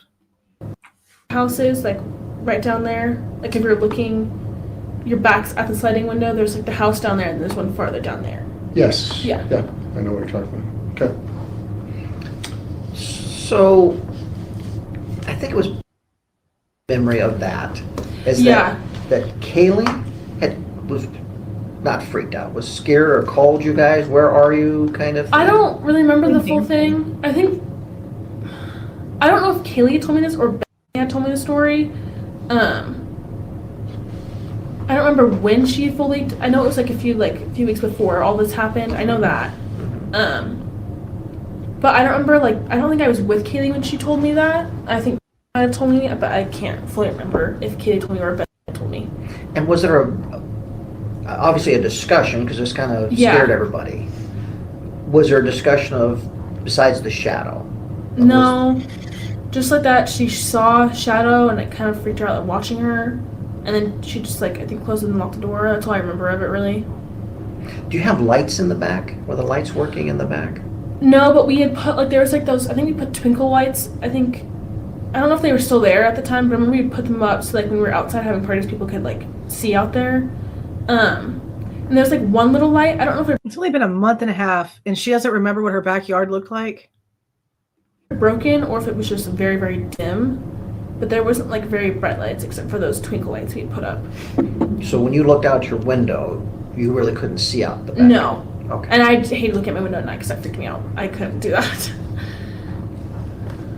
I noticed on your window, by the way, you had it lined with plants and other things that could be knocked over. In my words, my opinion. Is that why you had them lined up there? No, I just I wanted my plants to have sun. That's because my mom had bought me a ton of plants. I just put those there. I didn't really think about that. Oh, I was thinking, wow, you're really sharp because you put things right in front of your window that if someone tried to crawl through your window, they would knock them over. Yeah, I made sure that window was locked nonstop. I think I was more scared that someone was gonna smash it open. Okay. That's what I was freaked out about. Because I talked to Ben about that. I was really actually freaked out about that all the time. But you finally have somebody in your house who don't call the cops. When it comes to anyone that had conflict or experienced conflict within him, you stated everyone liked them all. Yeah. Can't think of a person. There's no one that was from what I know, and I've seen people, no one was oh, they're coming, or oh, you're friends with them. There was never anything like that. Everyone loved all of them. And again, the only conflict maybe was with Chapin and Maddie, but that had been gone over, it didn't really matter. Right. Do you think that they had an ongoing relationship? And I'm not asking you if you know, I'm asking you if you think. I don't think they did. Okay. Just from the way the way that Maddie would talk about Jake, I feel you can tell if a person really cares about a person. She would Even with smile them getting and rid of his about name, Like it still caught it. There's no Watch one the that was caption. from what I know, and I've seen people, no one was oh, they're coming, or oh, you're friends with them. There was never anything like that. Everyone loved all of them. And again, the only conflict maybe was with Chapin and Maddie, but that had been gone over, it didn't really matter. Right. Do you think that they had an ongoing relationship? And I'm not asking you if you know, I'm asking you. See, this part is a little bit confusing because if it is Jake, then obviously Jake and Maddie were going to have an ongoing relationship. They were together when she died. So I don't know who the person was that she was just mentioning. Because that's not really a question that you would ask. It's got to be somebody else. If you think. I don't think they did. See, Okay. I don't think they did. But Jake and Maddie were dating when Maddie died.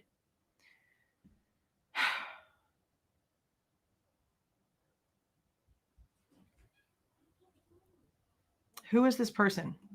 Just from the way That's what I was about to say. Is it Jack? Showalter.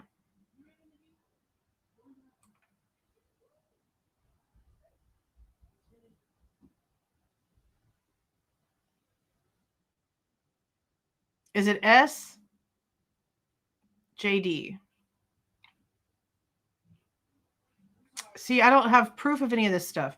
I do know that I think it was you that mentioned something about the reason why the reason why Kaylee didn't want to go to the wedding for Olivia was because something had happened between Jack D and Maddie, but I've never seen any proof of that. So I can't say that that's accurate.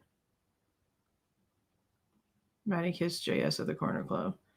I didn't see proof of that either. But do we know if that's the actual reason? Because I don't know if that's true. It would make sense, especially for Maddie's reaction, according to Christie's interview, to be oh, Kaylee's going to punch me in the face. when Christy was like, you just have to walk into the house and grab her and say that you're sorry and apologize and blah, blah, blah, blah, blah. And her reaction was, Kaylee's going to punch me in the face. That's interesting. Where is that information coming from? Because I would like to look and see if I can find the receipts for that. See, that's what I'm confused about. Like, it sounds like she's mentioning Jake. They're talking about an ongoing relationship. And then she says, no, I don't think so. And then goes to talk about Maddie and Jake.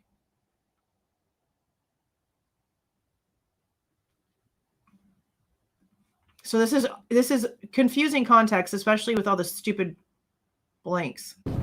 Anyone that had conflict or experienced conflict within him, you stated everyone liked them all. Yeah. No, they're not talking about Kaylee. They're talking about Maddie and somebody else having an ongoing relationship.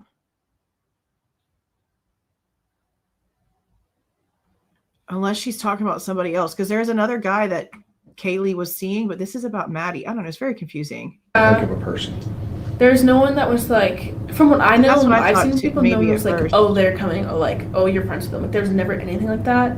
Everyone loved all of them. That's what I thought too, because they mentioned how when they would go to a certain place, she wouldn't even tell this person hi. So I wonder who this. Ooh.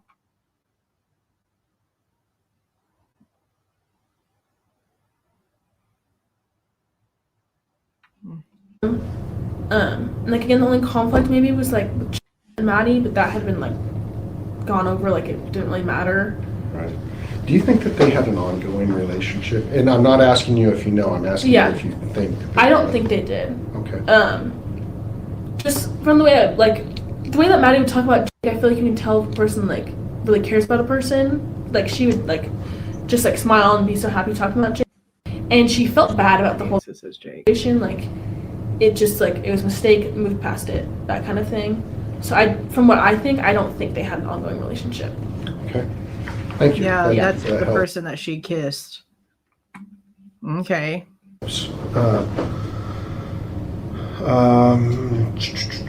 Romantic interest in the people. Yeah, you put Kaylee. And y'all notice that like we don't have that in a police report. Like we've gone through everything so far in way of police reports, supplemental narratives, and we haven't seen a damn thing about that conversation.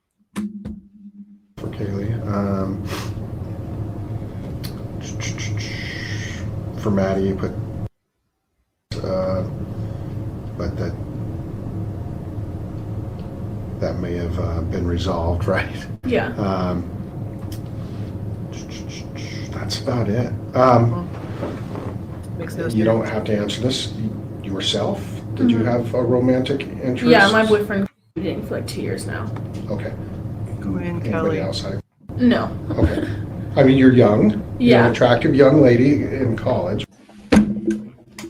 Kill me now. You could have kept all that to yourself. You could have kept that to yourself. But These dudes give me No? the ick. No. how about She had been talking, I guess not talking, but like hanging out with. I knew him from high school, and he was one of my friends in high school for a little bit of time. So down in Boise? Yeah. Okay. And so when they started talking, I was like, oh, like it'd be really cute if you guys started dating, because I liked him for her. But She knew I don't think Jake? they ever really dated. They just hung out. Okay. Maybe I missed who that was about. Hold on. That's about it. You don't have to answer this yourself. Did you have a romantic interest? Yeah, my boyfriend been dating for like 2 years now. Okay. Anybody else? No. Okay. I mean, you're young. You're Yeah. an attractive young lady in college, but no. No. How about She had been talking, I guess not talking, but like hanging out with.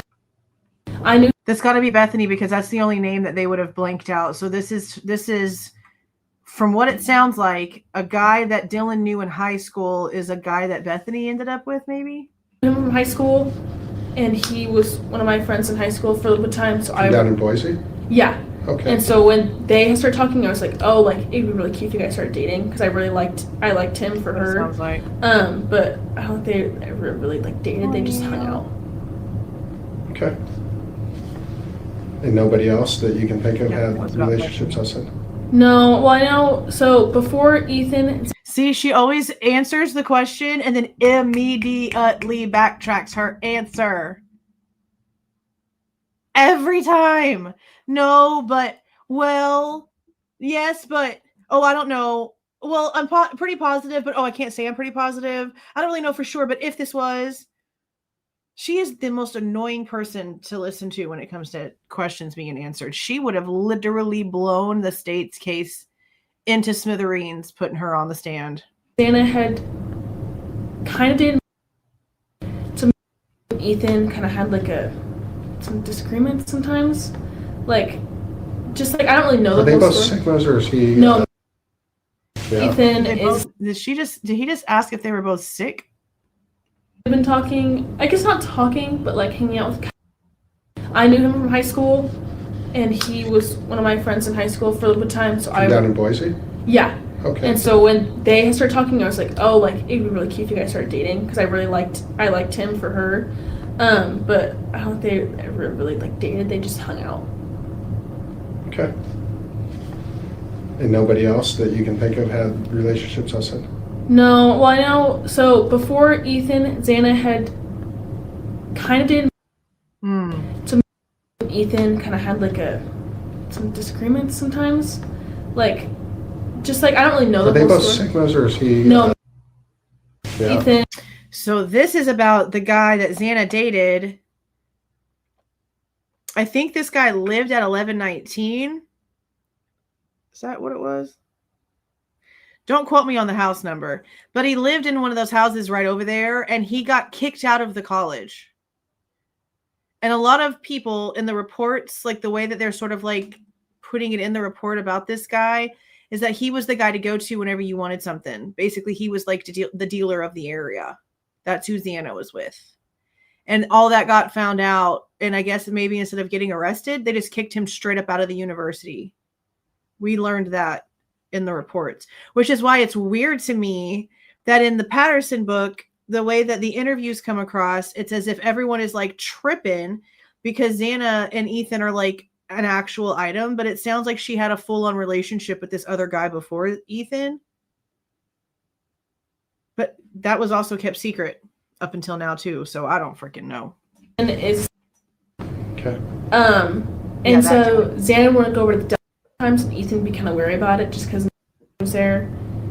And Mason thing didn't. I don't know if he was just like jealous of Ethan that he had Xana, or like whatever it was. I never really talked about it because I just was like, which is something that they probably should have like told us a long time ago, because what Dylan is saying here is that this guy, even though him and Xana were not together anymore and Xana was with Ethan, apparently this guy and Ethan would get into disagreements about Xana. That's what this sounds like. I've been talking, I guess not talking, but like hanging out with. I knew him from high school, and he was one of my friends in high school for a little bit of time. So Down in Boise? Yeah. Okay. And so when they started talking, I was like, oh, like, it'd be really cute if you guys started dating, because I liked him for her. But I don't think they ever really like dated. They just hung out. Okay. And nobody else that you can think of had relationships outside? No, well, I know. So before Ethan, Xana had kind of dated. Ethan kind of had like some disagreements sometimes. Like, just like, I don't really know Are the they whole both story. Ethan and Xana had No. disagreements. Yeah. Ethan is. Okay. And so Xana wanted to go over to the times, and Ethan would be kind of wary about it just because he was there. And Mason thing didn't. I don't know if he was just like jealous of Ethan They that. literally put Mason's name in the freaking caption. Did y'all see that? So much for redactions. It put his name right in it. No. Yeah. Ethan is. Okay. And so Xana wanted to go over to the times, and Ethan would be kind of wary about it just because he was there. And Mason thing didn't. It put his name right in it. I don't know if he was just like jealous of Ethan that he had.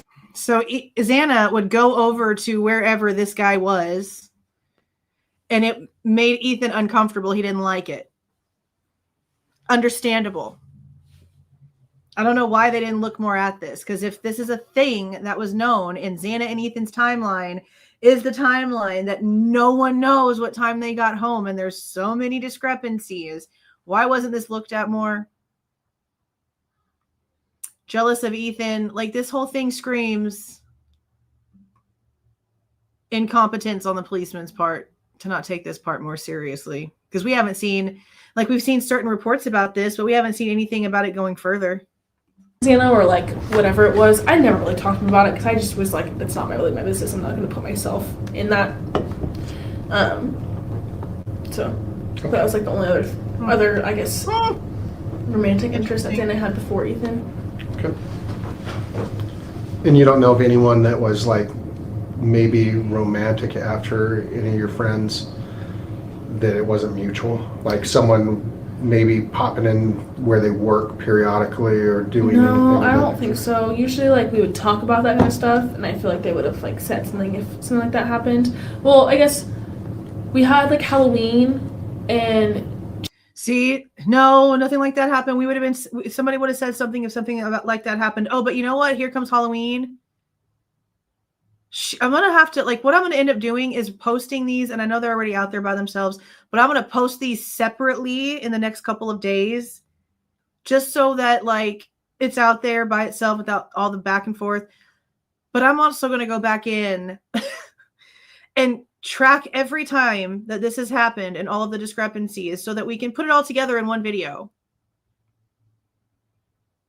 And then I'm going to probably send it to several different people over at Moscow PD and ISP and be like, explain to me, please. Like, I'm freaking 5 and repeating kindergarten again because I just can't understand it. Can you please make me understand why y'all just accepted all of these discrepancies and didn't even try to get her to tell the truth, correct herself, actually say anything that makes any sense? Why did none of y'all call her out on any of these things? I want answers for this.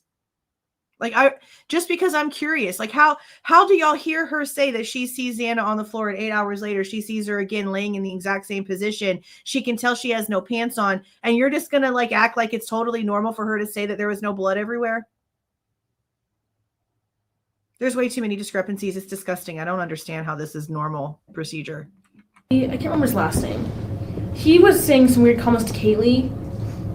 I don't fully know what, like, just weird, like, flirty comments, but it was, like, that one night, I think, and I don't think it was ever more than that. I think he was just drunk and being annoying. Okay. What's a weird comment?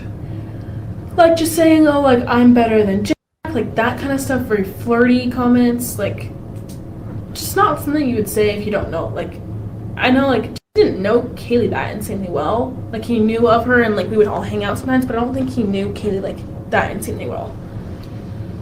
Somebody jealous of the ex-boyfriend, Jack? Romantic after any of your friends, that it wasn't mutual? Like someone maybe popping in where they work periodically or doing anything? No, I don't think so. Usually, like, we would talk about that kind of stuff, and I feel like they would have, like, said something if something like that happened. Well, I guess we had, like, Halloween, and I can't remember his last name. He was saying some weird comments to Kaylee. I don't fully know what, like, just weird, like, flirty comments, but it was, like, that one night, I think, and I don't think it was ever more than that. I think he was just drunk and being annoying. Okay. What's a weird comment? Like, just saying, oh, like, I'm better than Jack, like, that kind of stuff, very flirty comments, like... Okay, but by Halloween, Jack and Kaylee were not even together by Halloween. So why make those statements? I'd love to know who the frick this is. You would say if you don't know, like, I know, like, didn't know Kaylee that insanely well. Like, he knew of her and, like, we would all hang out sometimes, but I don't think he knew Kaylee, like, that insanely well.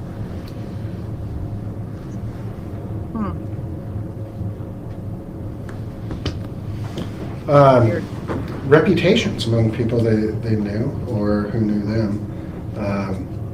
And this is just so consistent that Ethan is just a fun, goofy guy. Yeah. Tell me about a couple of times where you got to see him just being a fun, goofy guy. Well, there was one night, it was Halloween, and me and my friend were doing thing one, thing two. My costume had broken, so I was kind of drunk and pissed off. Not at anyone, just myself. So Ethan had given me clothes because we were at, and I was pissed off, and Ethan kept calling me thing 42, and I was like, no, I'm thing 2, not thing 42, because it was like a joke. And I have like videos of like me messing around with him, and he's just like making fun of me. Why was whatever she just said redacted? About a couple of times where you got to see him just being a fun, goofy guy. Well, there was one night, it was Halloween, and me and my friend were doing thing one, thing two. My costume had broken, so I was kind of drunk and pissed off. Not at anyone, just myself. So Ethan had given me clothes because we were at, and I was pissed off, and Ethan kept calling me thing 42. Clothes because we what? Why is that redacted? It's about him letting you borrow a piece of clothing from a Halloween party. Why are we redacting this information? And I was like, no, I'm thing 2, not thing 42, because it was like a joke. And I have like videos of like me messing around with him, and he's just like making fun of me. It's because I was wearing like literally nothing funny, and the cop is laughing at this.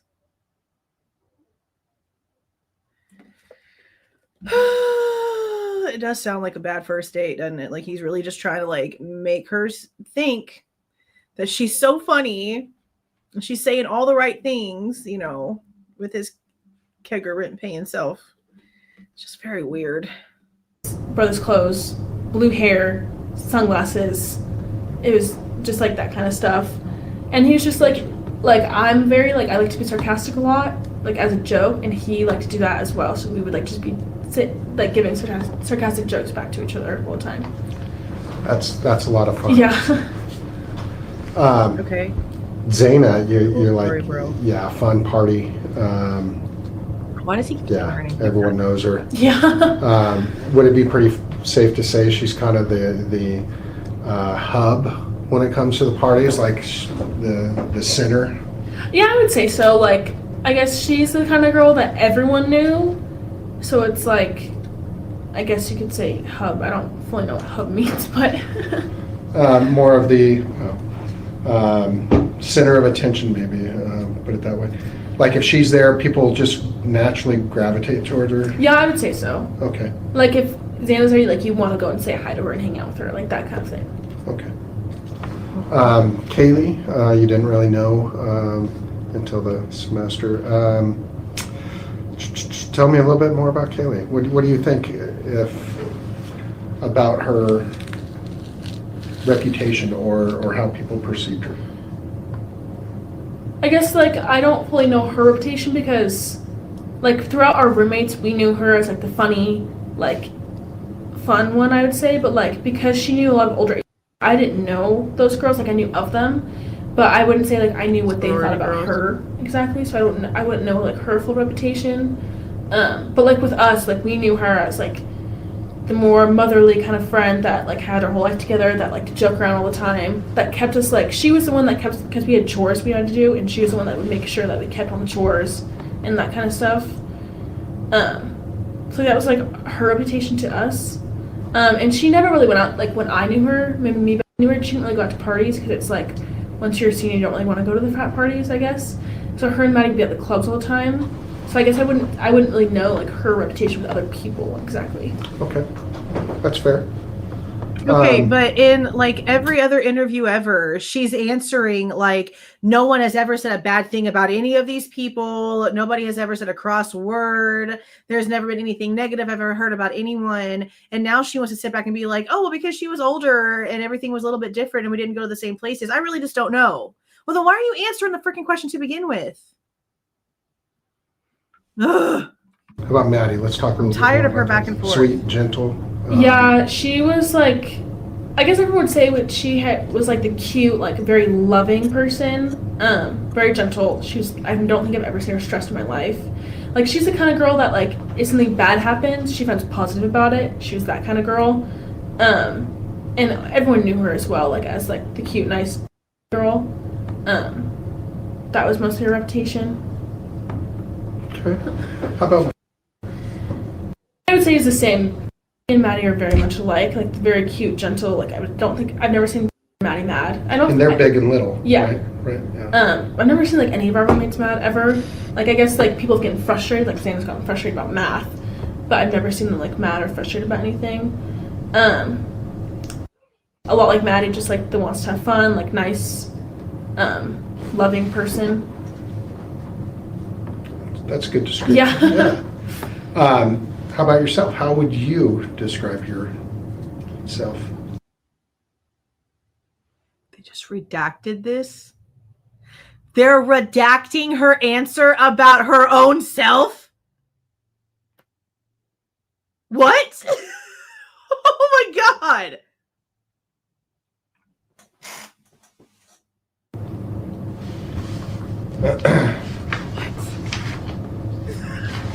That was weird. We normally don't get to ask these kinds of questions, Yeah. so if you see me kind of looking at and pondering, it helps me to understand Oh my you God, and your that friends was so weird. much more. Yeah. So, thank you. How would your friends interact with strangers? And I think you did one answer for all. Obviously, they didn't know. Yeah, well, it's just like at U of I, everyone kind of knew everyone. Okay. So it wasn't like you're meeting new strangers, but it was like we would sometimes like when Maddie was working at Mad Creek, we would go there and like get free food.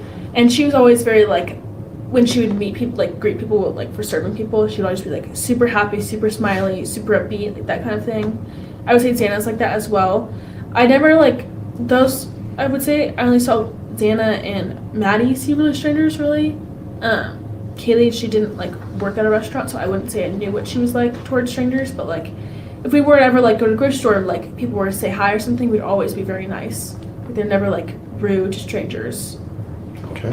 And how about Same way, all of us were like that. and Very you as like well? Yeah. like respectful to people, not like out of the gate, just rude kind of way. Okay. If somebody were, and I'm going to throw out a hypothetical here, and let's start with Maddie. If Maddie's standing on a street corner all by herself in a That part. The only thing that we hear is him going, I want to know so bad. Why would you redact what she answers about her own self?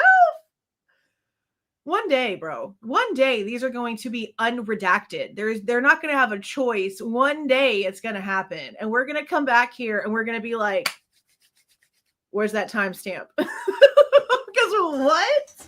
That is wild to redact an answer that you're answering about your own freaking self, man. stranger comes walking up and Oh my God. and they can't cross the street yet, and the person engages her in conversation, and maybe it's semi-inappropriate conversation. How would she deal with that? I think she'd probably just walk away. Okay. There was like one time. Are you asking so that you know what line you can or cannot cross? Because that's not what happened in this scenario. This is a weird ass interview. My dad came to the house. He had just been standing outside, and Maddie was like looking at him like, "Who the hell are you?" Just kind of like very protective kind of thing. My dad was like, "Oh, I'm just," you know. She's like, "Oh, okay." So like she can be like, if you're giving her the wrong vibe, So Maddie saw Dylan's dad and was like mean mugging him, asking him who the hell he was. That's funny. she'll be sassy to you. But if you don't like, if you're very nice up front, then she's not going to do that to you. But she's very like, And it's she's very annoying strong-minded. the way Like she if you're says going to mess it. around with any of us, she'll tell you to back off. That's annoying. Okay. It's a good trait, right? Yeah. How about Kaylee? I would say she's kind of the same way. I wouldn't say she's as sassy as Maddie can be. Maddie had more of like, it's not like a bad sass, like it's a good sassiness, but I wouldn't say Kaylee really had that. I don't really know how Kaylee would interact with in that way, just because I didn't, like I've gotten a lot closer with her, but I wasn't like as close with her as I was with like Maddie and Xana. Okay. And how about, same question, Xana? Xana would tell him to go away. She's more of a fighter.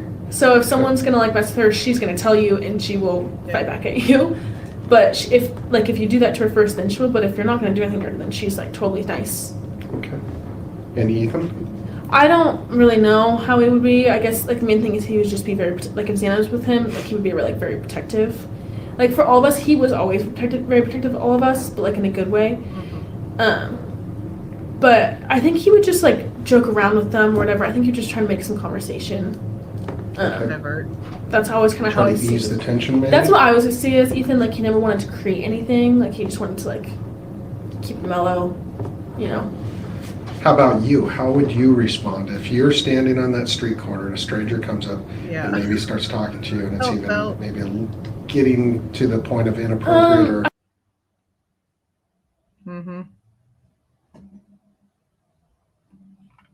Why are we redacting this answer? That's kind of how I Trying to see ease it. the tension, maybe? That's what I was see They redact the weirdest shit. as Ethan. Like he never wanted to create anything. Like he just wanted to like keep it mellow, you know. How about you? How would you respond if you're standing on that street Her own corner and a answers, stranger they comes up redact. and maybe starts talking to you and it's even maybe getting to the point of inappropriate or... Question number 1, where she's answering about her own point of view, her own responses, and they are redacting it.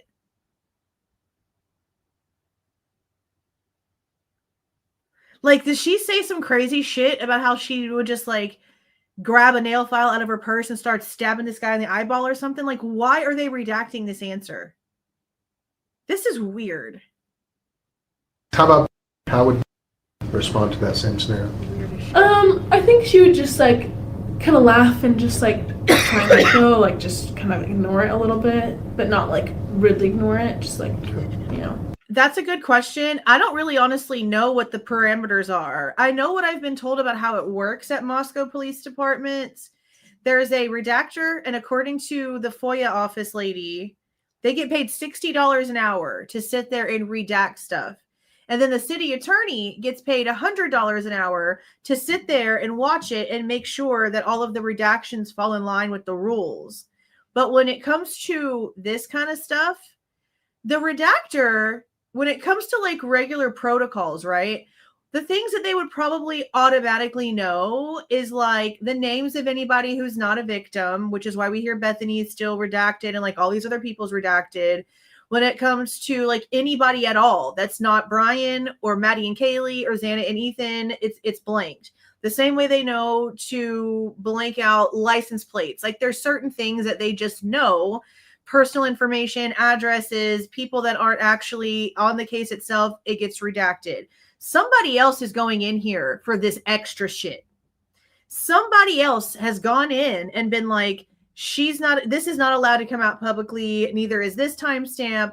Probably her attorney, because they knew damn well these were going to be asked for. They knew damn well that these were going to be public eventually. So the attorney probably went in and been like, she said this shit. You can't have that on there either. You can't have this out here either. Somebody else is definitely pulling the strings for these kinds of things, because this is not basic protocol. Especially answering about like, how would you describe yourself when it comes to, are you fun? Are you easygoing? Like what, comparing yourself to how you've described everybody else. Why would you redact that? No, that's definitely her damn attorney, her mama or her attorney, both, all of it. All right. Anything to add on any of that before we jump into That the too. other part? Anyone need a break or anything? He interferes in everything. Okay, let's push through then. Education and employment. Ethan was not working. Xana worked at Mad Greek, which we've already talked about. Kaylee was working at home. And Madison was working at Mad Creek and an internship, you think, since the summer. Yeah, I know she had an internship in the summer, but I don't know if it's the same internship she had this semester. Okay. Could have been different, or it could have been the same thing. And you weren't working, and nor was okay. This one's a really interesting one. This next question is describe any online activities the victims may have engaged in that could result in financial gain. There is so much of this out there these days that could can result in it.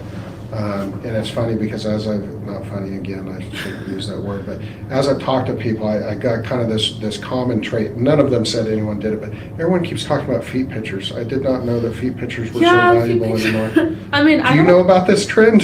Yeah, I do. Well, there's a big difference between OF and feet pics. Was it feet pics that they were getting money off of? Holy shit. I wasn't expecting that. Hold on a minute. I know one of my friends has sold feet pictures for money, but I don't think they have in particular. And we've all talked about it before. We've all talked like, oh, like, you could just make money from this, you know? The girls I've talked to about this, you know, that some are from different sorts. Please explain to me what freaking police report talks about feet pics, sir, because we've read all of the reports and I haven't seen a damn thing about feet pics. What the shit is happening? Yeah, probably. Oh my god. I'm like, oh yeah. This is hilarious. Just part. pictures I'm sorry. of feet. What? Who's buying pictures of feet? I don't know if any of them lucky did you that. don't I understand don't think they did. Okay. We talked about it before.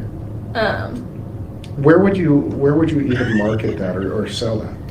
There's like apps and like I don't fully know because I've never done that. Buypicturesbyfeet.com? Yeah, or like one of my friends, she just knows the guys that has a feet fetish. If you that part. If you've ever been on Twitter, okay, especially Twitter, if people post pictures on there and their toes are showing, there are people in the comments being like, "Not you giving out the feet for free." Like, this is such a thing. This is hilarious to me. I'm sorry. I really expected it to be like crypto OF. We're going down to feet fetish. And I honestly, like, that word's probably going to get this entire live stream banned. So I'm probably going to have to go in after it processes and literally cut out just me saying that word and him saying that word here, because that word is a big flag word for YouTube, like, legitimately. And said he'll pay her money if he can have feet pics. It's kind of weird. Okay. I mean, to each his own. But, yeah. There's a lot of other ways out there too. OnlyFans. Again, please show me the reports where these girls have told you something about feet pics, sir. I want to read it. Where would you even market that or sell that? There's like apps. I dated a guy. I dated a guy. He would pay for me to get my toes done all the time because he just loved feet. It was a long time ago. It was like over 12 years ago. But yeah, I dated a guy. I didn't know at the time when we were first dating that was his thing. But all the pedicures he constantly paid for and wanting to pick my toe colors and stuff. Oh yes, it became very obvious. I don't fully know because I've never done that. Buypicturesbyfeet.com. This is funny. Yeah, or like one of my friends, she just knows the guys that has a feet fetish and said he'll pay her money if he can have feet pics. It's so it's kind of weird. Okay. It is weird. I mean, to each his own. But, yeah. There's a lot of other ways out there too. OnlyFans is huge. Yeah, I know. Like, we had all joked about it before, but we've never done that. And I know someone said that Kaylee had an OnlyFans. She did not, from what I know. I feel like I would have known. Who said Kaylee had one though? Like, I know that JLR, which is so astounding to me that Steve Goncalves can stand there with JLR in a picture with his arm around his nasty little neck and let this man in his house when JLR was the first one coming out here calling them sugar babies and OF girls and trying to make them look like online prostitutes. It was JLR. So I don't know how Steve Goncalves can even stomach looking at that man, much less touch him and let him in his freaking house. Right? I'll never understand that. But I'd love to know who told her about Kaylee maybe having an OF. And I'm sorry, but if I like lived with a whole bunch of people and they were just like roommates, they weren't my partner, I am not telling you how else I'm making money. You already see me working. I don't need to tell you nothing else. So just because the roommates didn't know anything doesn't mean that it wasn't a thing. People don't have to tell everybody their damn business. Would you really go out there and just advertise the fact, like if you had any self-esteem whatsoever? Because obviously girls get on Twitter and they're on OnlyFans and you can tell that they have no self-esteem. None. Something happened in their childhood and wrecked it for the rest of their lives. All right. You can see it. But if you're a college person and you have this family, that you actually have this big family and you're well known in the area and you're in the middle of trying to get a job, would you go around like advertising you having that? No, probably not. But I would love to know who told Dylan that Kaylee might have had one, because that comes from something. But I've still been like waiting because this has been a rumor for a long time. And I'm not saying that I want to actually like see anything, but I've been waiting for someone to just like prove that there was an actual account. Because there has to be like a home page or something, right? Where you don't see anything, but you can just see that it actually belongs to the person. I've been waiting for some sort of proof to this rumor, and I've yet to see it. Not a single thing. Not a picture that looks like it might have come from there. Not a home page, not like a screen name, not a subscription thing. I haven't seen anything. So I don't know where it started, but I'd love to know where Dylan is claiming to have heard this from. Had OnlyFans. I'm like, from what I know and what she's told me, I'm pretty positive she does it, but maybe she did and I just didn't know about it. Okay. But she just really doesn't seem like the person that had an OnlyFans. Okay. So and part of the reason I'm asking these questions is these sites can sometimes draw unwanted attention. And some of them that I have listed as OnlyFans, of course, sugarbabies.com, Craigslist, some of these other things. I mean, there used to be a lot more Craigslist was publicly available sites than there is now. Federal government shut down a lot of those, fortunately. But things as simple as eBay. Was anyone like doing eBay type stuff or marketplace type stuff? Oh, okay. I mean, like I've bought different direction. Air Jordans off eBay, but that's like the only thing. I don't think they've like sold stuff on eBay. Okay. From what I know, I don't think so. Not resellers. Okay. I noticed all of you are very photogenic in your social media stuff. Yeah. And there's a ton of that out there. Yeah. You obviously know what a media or a product influencer is and all these other things. I'm just learning all this stuff. Yeah. I don't do any of that stuff, but I got this really good intel analyst that works in my group for me, and she's the one that goes out there and finds all these things for me. And she by the way, commented on you and your friends. Thought you're all very lovely young ladies. Great pictures out there. She could see that you all had a good relationship. I noticed that at least two, and I'm not going to use the names, were putting themselves out there a little bit more than others. Did they have open, and you know which two I'm talking about? Okay. I'm gonna guess Kaylee or Maddie. Yes. Were those open source? I mean, were they open to the public? Could anyone go out there and look at those? Were they? Because here's where I'm going with this. Is this intel analyst who's working with me? She is really good. She's like, these girls should have been influencers.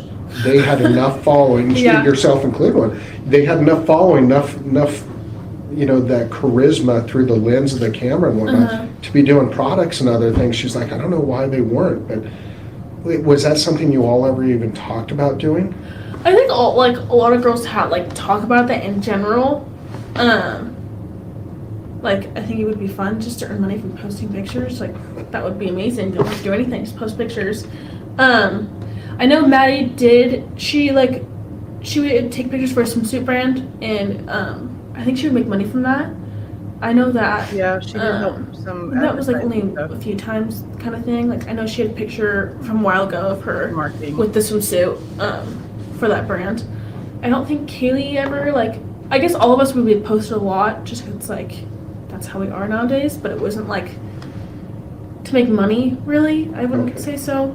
There wasn't an end goal of possibly being an influencer or a product sponsor or something? No, I mean, we all talked about how fun that would be and stuff. Okay. And Maddie had a Pinterest account where she posts photos and she had a lot of viewers. I think that's the only thing. It's maybe you can make money from Pinterest, but it wasn't that was her goal necessarily. It was kind of jokes. I mean, started doing that, but it was more just a joke. It was whatever, So you'll have to excuse me for my social media current ignorance about this stuff.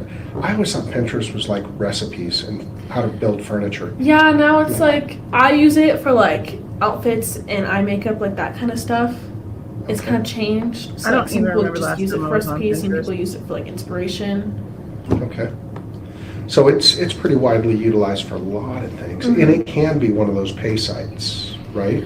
I think it's Instagram that do brand collaborations. I think you can do that, but I know Maddie wasn't doing that. Okay. And you don't know of any other activity that? No. Okay. That sometimes can really be kind of helpful, you know, if we know about some of these other activities. I don't want this to come off sounding weird, but everyone has a dark side to them. And what I mean by dark is not malicious or evil or anything. What it is they don't want light being shed upon it, right? Because whatever, you know, it maybe is not socially acceptable from their friends or their family or something like that. So they kind of keep that as their secret off to the side. And sometimes those things help us to piece together, you know, why someone would be associated or connected to such a crime like this. Nothing else out there though that you're... No, not that I can think of. All right. Very nice look. Nothing for past employment. Did you have anything on that, Gary? No. Okay. Describe time spent in other campuses. You got Xana down because of her sister, Jen. Yeah. Did you guys ever go to WSU games? We did not. I think Xana may have once, I think. I don't know for sure. But we had gone to Pullman to like eat food, go bowling, like they have a lot better food, more stuff to do there. But I've never been on the Wazoo campus. I don't know if Maddie has either, but I know Xana has to like see her sister, that kind of stuff. Okay. I don't think Kaylee is. I mean, I didn't. Maybe she has in the past. Not from when I knew her this semester. She hasn't. Okay. Okay. I hear the WSU games are a blast. That's what I've heard too. Yeah. U of I, those making a comeback, right? Yeah, they are. Surprising. Okay, so she's mentioned Pullman now, and they've mentioned WSU, but they haven't mentioned Kohberger yet. And this is supposed to be where she mentions that she doesn't recognize him. We have 29 minutes left, so it should be coming up soon. As for, you know, groups, fraternities, sororities, study groups, research groups, program type stuff, you have for Ethan, for Xana. Vandal Solutions. What's Vandal Solutions?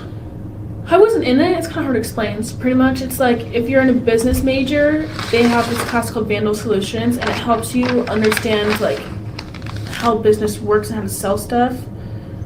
I know a lot of people in business major were in that. I don't know exactly what it is. Is it sponsored by U of I? I think it is, and they like raise money for something, and it's pretty much just like, I guess for like physical therapy, we had to start doing practicums. That's what it's like for a business major, is like they would have calls and try to sell people some stuff. So it's like how to get like in the business world and then helping them get a job later on once they graduate college, like that kind of thing. Yeah, that makes sense. Kind of like your keggers. It really was, actually, yeah. A lot like it.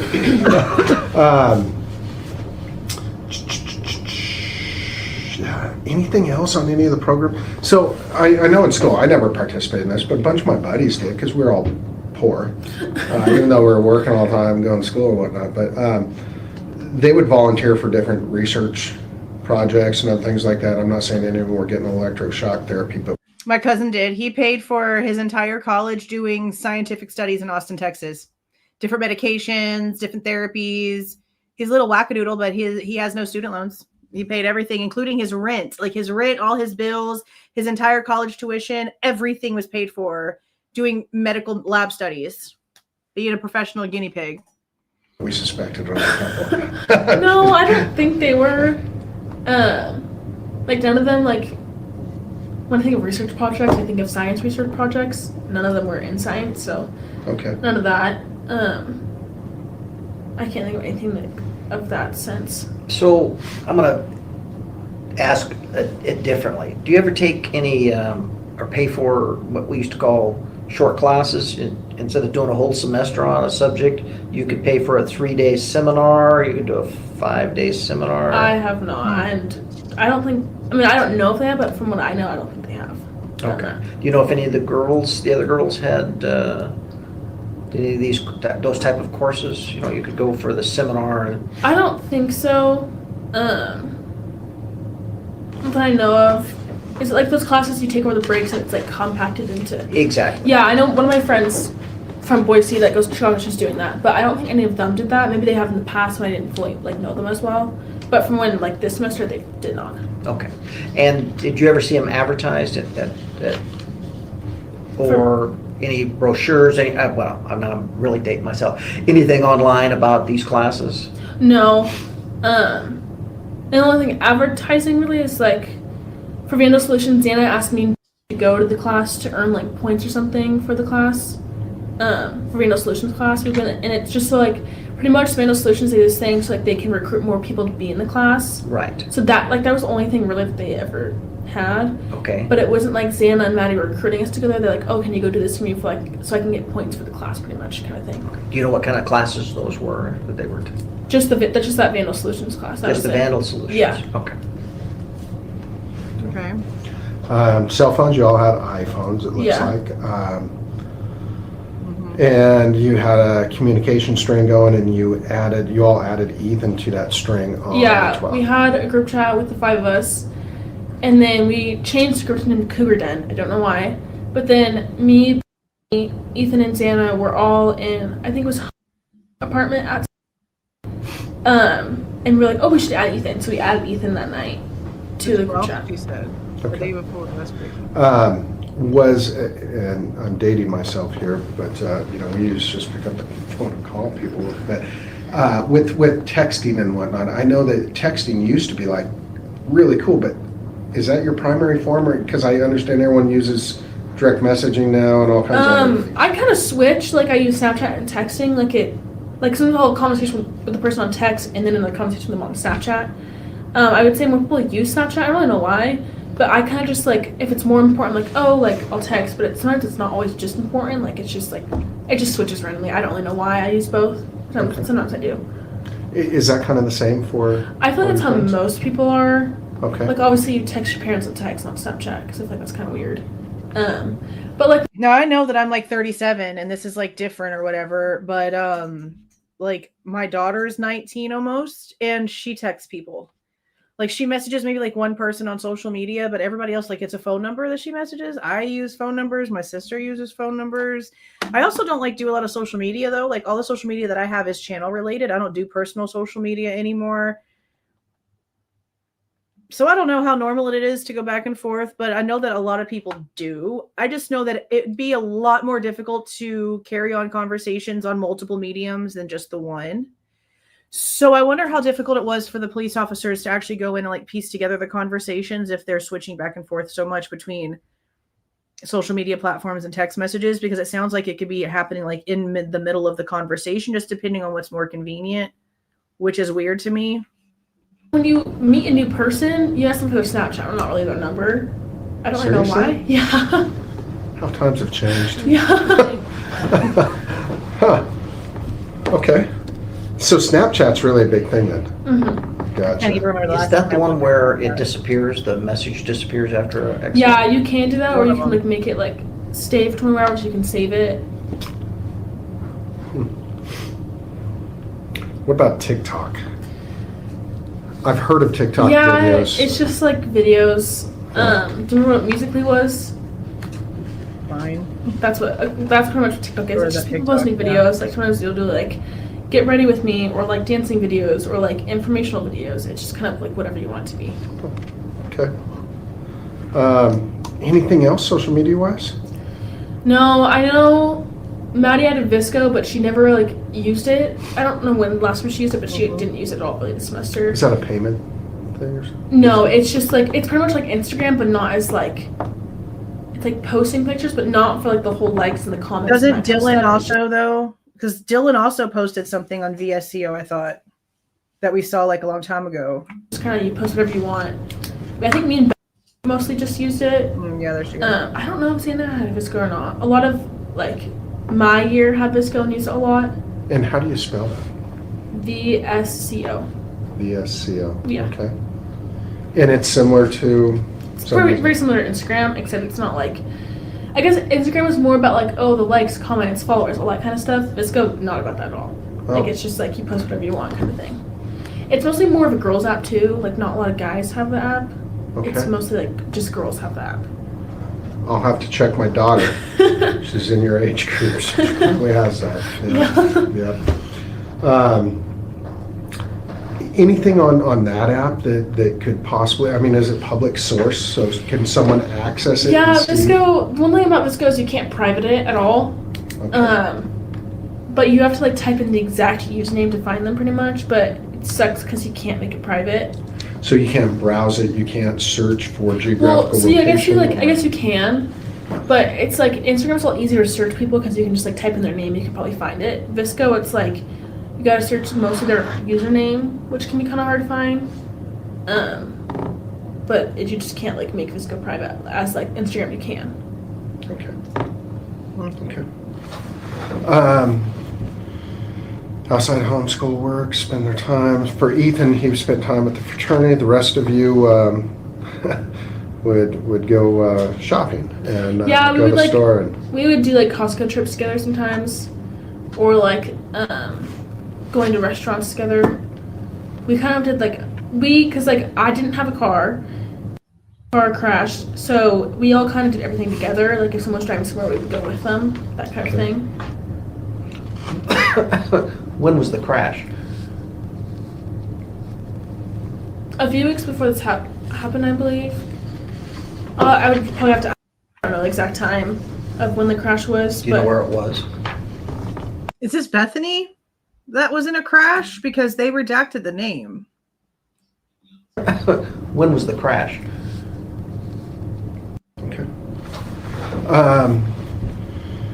Outside homeschool work, spend their time. For Ethan, he spent time at the fraternity. The rest of you would go shopping and Yeah, we go would to the like store. And, we would do like Costco trips together sometimes, or like going to restaurants together. We kind of did like because like I didn't have a car crashed, so we all kind of did everything together. Like if someone's driving somewhere, we would go with them, that kind of thing. When was the crash? A few weeks before this happened, I believe. So everyone is saying Bethany's RAV4.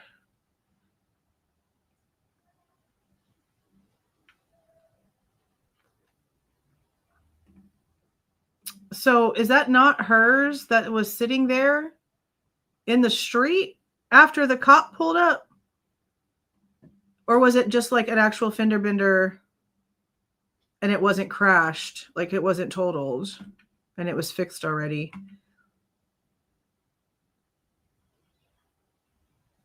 I'm going to have to go back and check. It was Jenna's. Okay, yeah, that's what I thought. That's why I write RAV4. Okay. Huh. I would probably have to. I don't know the exact time of when the crash was. Do you know where it was? Okay. I think it was on the road to Spokane because she was getting a flight to Reno, but she had to drive to Spokane. All I know is like it wasn't her fault. Something, I don't remember the full story about what happened exactly.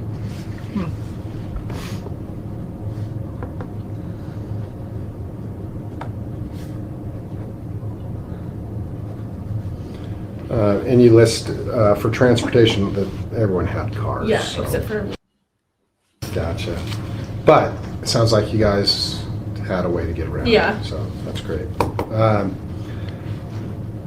We're moving on to the current situation, and Yes, please. and we're going to have some additional questions within this spectrum. Okay, so again, if you need to, or this scope question, if you need to take a break or something, let us know. Or if you need us back off the questions, let us know. There's 20 minutes left, so and they're finally getting in this now. is the first question is, what do you feel and believe may have contributed to your friend's death? Yeah. And go ahead, elaborate on. Just from what I've heard, and like the autopsies, that Kaylee was the main target. And I remember when me and my were driving home, we had this like weird feeling that it was Kaylee, just because of all this.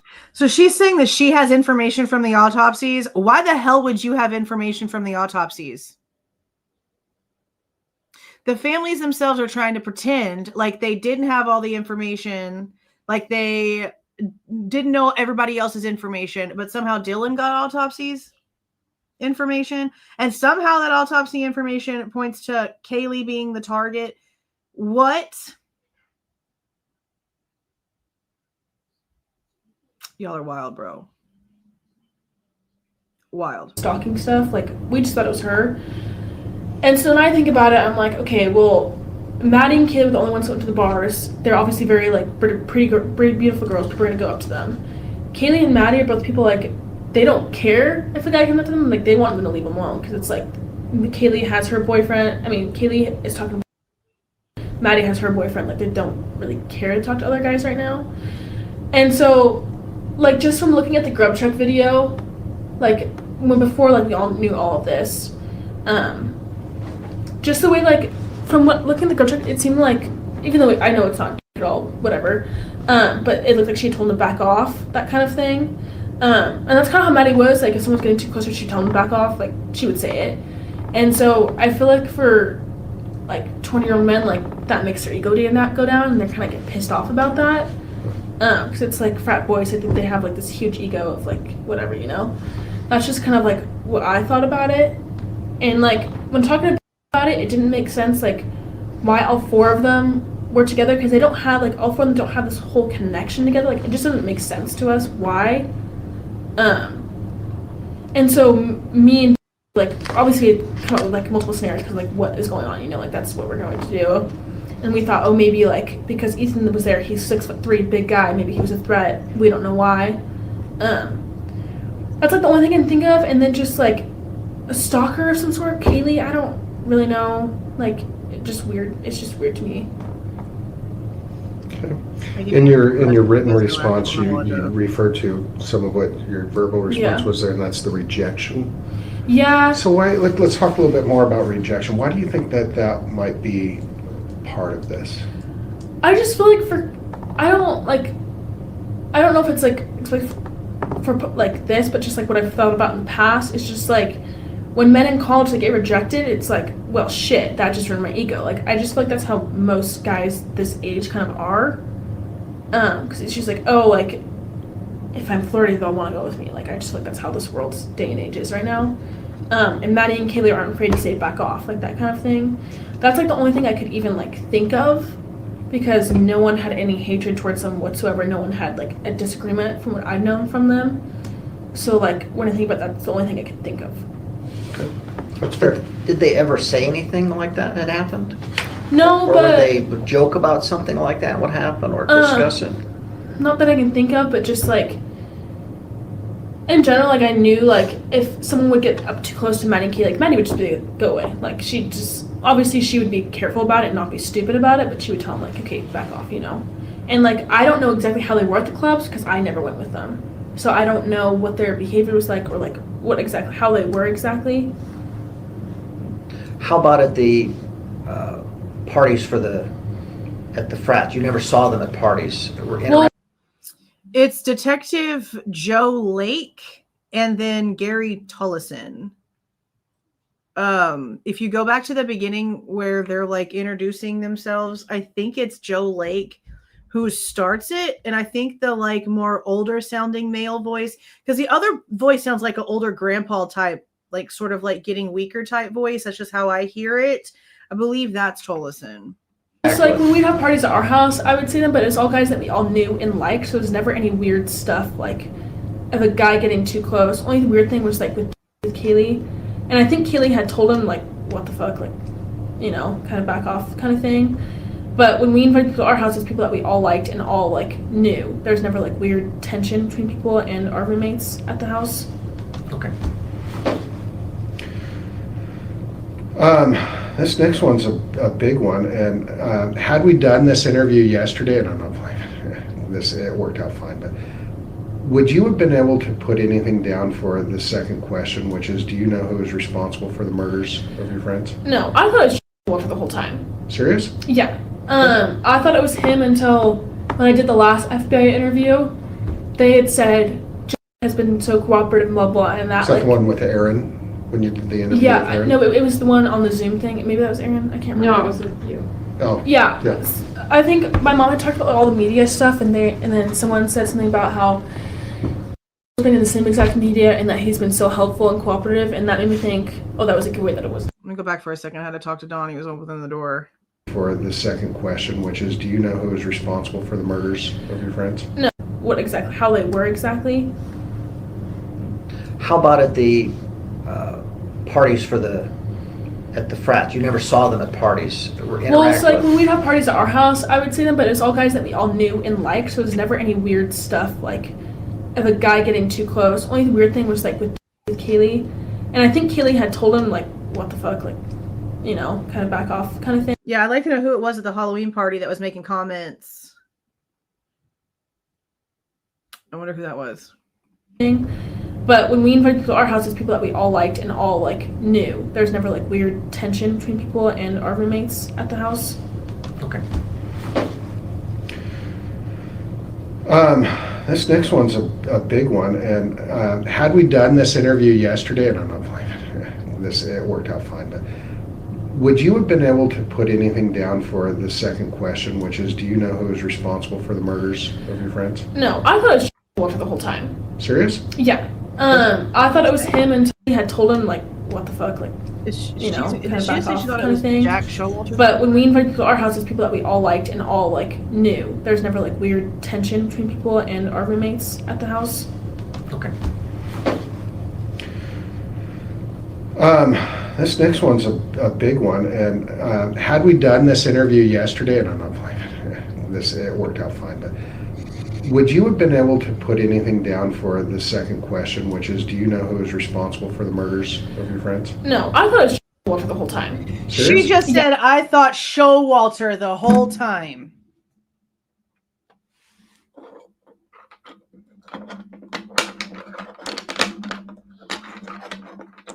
That's what she said. I thought it was him until when I did the last FBI interview. They had said has been The last FBI interview. There's at least 2 FBI interviews we haven't seen. There has to be at least 2. so cooperative, blah blah, and that Is that like, the one with Aaron, when you did the interview with yeah, Aaron? no, it was the one on the Zoom thing. Maybe that was Aaron. I can't remember. No, it was with you.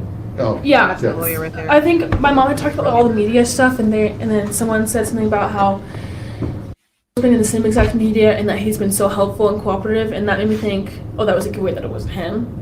So then I was like, okay, well, shit, it's not him. Like, I don't know who else it could be. And I really thought it was someone from UVI, because it's like they knew where we lived. Because for me, to go up to Kaylee and Maddie's room, you have to go past my door. I don't know if I locked my door or not that night. I usually did when I wasn't drunk, but I was drunk that night, so I have no clue. So that's why I kind of just figured it would be someone at UVI that knew exactly where all of us lived in that room, in the house. Because obviously they never went down to bedroom ever, from what I know. So that kind of just like made me think, oh, it's probably someone from UVI. But like, we've been talking to some of our friends, like, who could it be? And we couldn't think of anyone. And the only thought we had was because of like, Yeah, great question. Like, that's who she thought it was the whole time. And she wasn't tiptoeing around and like freaking out about how he was like still walking around and not arrested after all that time. It's interesting. he lived next door to us, he was blah blah blah, like just random stuff like that. He's like grub chuck. But then we saw the video of Maddie and Kaylee and walking together, and we're like, oh shit, like they were walking together. It wasn't like, you know, that's what also kind of made me believe like it really wasn't him. You have to remember that even Emily, when she like did the Amazon series, she's on camera saying that she saw the grub truck video, she saw Showalter, and she even called the police and was like, the guy in the hoodie is weird to me. Like, he's got like, there's stuff about him that we know. He's angry all the time. He has violent tendencies. He gets into fights. Even Emily called in Jack Showalter. So that's interesting. So no, I wouldn't have known at all who it was yesterday. Okay. Have you ever seen this Bryan Kohberger before? No, I remember when told me some, or I don't remember, someone said, oh, the arrest was in Pennsylvania. That was like, okay, I don't know anyone from Pennsylvania. I don't know anyone that has ties to Pennsylvania, and so that like really weirded me out, which is like why, like, I feel like the people that we know, if they had family in Pennsylvania, like I would have known, you know. So this, like, it does shock me because it's like, it's a WSU student, like, they don't know them, so what was the point exactly? Like, for me, I would have thought it'd be like some stalker that was obsessed with one of them or something. Okay. Have you seen a picture of Mr. Kohberger? Yeah, I looked him up today when I found out. Yeah. So you've, I'm not sure which picture you've seen of him. I've seen the Only mugshot one that was out there at the with time. the Like, vest thing, I think. Okay. It's on there now. Yeah, it's all sending on the it to me. internet. Okay. Wow. Yeah. I'm going to try to word this carefully, but is this Bryan Kohberger, the person that you saw in this mugshot, is that the person you saw in your house? I have no clue. From what I remember, I just remember seeing this figure that was like not fat, obviously, but more of like the skinnier toned build and some mask on. I don't know what the mask exactly was, but when I thought about it, it was just like covering here and here. I don't know if it was covering his mouth, his nose, or below his mouth and nose. I just remember knowing that he was white, but I didn't know how he was white. I just knew he was. And just knowing there's... Remember when we started repeating that out of the report and everyone's like, oh my God, you pro-burgers always make up the craziest shit. What do you mean? He had to have been white, but she didn't know how he was white. Why are y'all making this stuff up? Look at that. She really does say stupid shit. Look at that after all. I don't know how he was white. I just knew that he was. I didn't see his eyebrows, and all of a sudden they were the bushiest things ever, and the only thing I can think about for the rest of my life. Ugh. I just remember seeing this figure that was like not fat, obviously, but more of like the skinnier toned build and some mask on. I don't know what the mask exactly was, but when I thought about it, it was just like covering here and here. I don't know if it was covering his mouth, his nose, or below his mouth and nose. I just remember knowing that he was white, but I didn't know how he was white. I just knew he was. And just knowing there's like, I knew he looked at me because of a bushy eyebrow. That's all I remember. Because of a bushy eyebrow. It says it right there. A bushy eyebrow. Asked her to help Uno me, like, eyebrow. go in a conversation of mine to help me like remember stuff, but nothing could come up, which was really weird. The only thing that helped come up was Nothing could come up, which was really weird. Yeah, because you're lying. If you're doing all of this bullshit to try to bring all your memories back and nothing's coming up, it's because there's nothing there. You're lying. Remember, she said in yesterday's interview that she had dreams of a woman in black with a big nose who was like at the house. Ended up being super nice eventually, but that was the dream. And then, oh my God, this person turned into a man. This girl is tripping in a constant state of tripping. I just remember seeing this figure that was like not fat, obviously, but more of like the skinnier toned build and some mask on. I don't know what the mask exactly was, but when I thought about it, it was just like covering here and here. I don't know if it was covering his mouth, his nose, or below his mouth and nose. I just remember knowing that he was white, but I didn't know how he was white. I just knew he was. And just knowing there's like, I knew he looked at me because of a bushy eyebrow. That's all I remember. That's always hilarious. A bushy eyebrow. No, to me, if you're only seeing one eyebrow, the person's not looking at you. You're seeing a side profile. Or you're seeing your own artwork in your room, which we've already discussed, which I still want all the photos of. There's like literally nothing that they've shown us from the opposite side of her room. Like if you're going across it, like we can see the bedroom, we can see the bed, we can see her dresser, but we don't have any pictures from the other side showing the other wall. That's what I want. Because I want to see the little people that were pinned to her corkboard. I want to see the bushy, puffy eyebrow artwork that she has all over her room. I want to see that. I like, for therapy, asked her to help me like, go in a conversation of mine to help me like remember stuff, but nothing could come up, which was really weird. The only thing that helped come up was like hearing Kaylee's footsteps, but not hearing another pair of footsteps. That really freaked me out. Because obviously I'm right next to there. And so I was like, okay, well, why didn't I hear his footsteps? Or like another pair of footsteps? But I have no idea what he looked like. I don't like, when I looked at his picture, nothing came back to me at all. So that like, I don't know, I feel like if I saw that, my mind would be like, oh yeah, that's him. But it just, I don't remember at all. Okay. So, Unbelievable. Yeah. when you had gone down They need to put this chick under mandatory hypnosis. to the room and stuff, that night, said you had described that he had a big nose. Do you remember saying that? No, I don't remember that at all. And I know, like, when the police came to my house to do an interview, I was looking for my text to have, like, proof of stuff, and it said Xana's wearing all black. I don't remember her texting me that at all. I don't remember our conversation. All I remember was something about a firework or fire, so I thought someone had thrown fireworks in our house or something, but I don't remember a big nose at all, like, at all. That's, like, I remember... But she literally said in her last interview on the 17th, she was dreaming about a woman in all black with the big nose being the one who was in the house, who was super nice eventually. It's wild. There was like some bushy eyebrow and all black and some sort of mask, but it wasn't like one of those circle ski masks. That's all I remember. And this thing he held, but I kept calling it a mini vacuum, which I don't really know why. That doesn't make sense at all. I just remember calling it mini vacuum.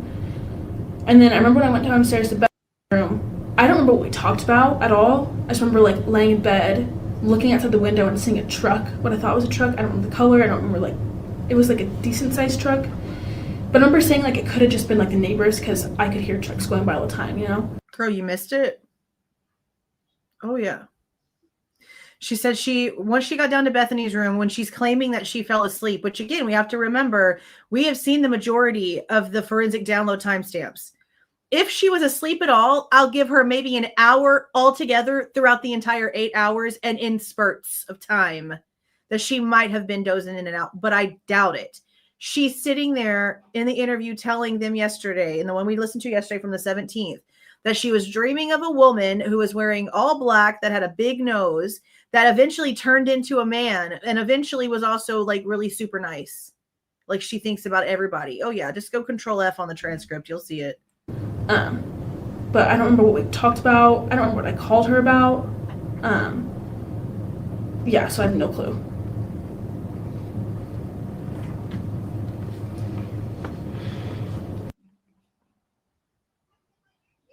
I think of the 351 contact and the timing of Molly getting there and the weirdness about the Jack in the Box friend having to hang out at Jack in the Box and Pullman while Molly's running double orders. Yeah, no. Yeah, because Molly has like a big nose for a woman. Let's be so serious. That's exactly what I thought.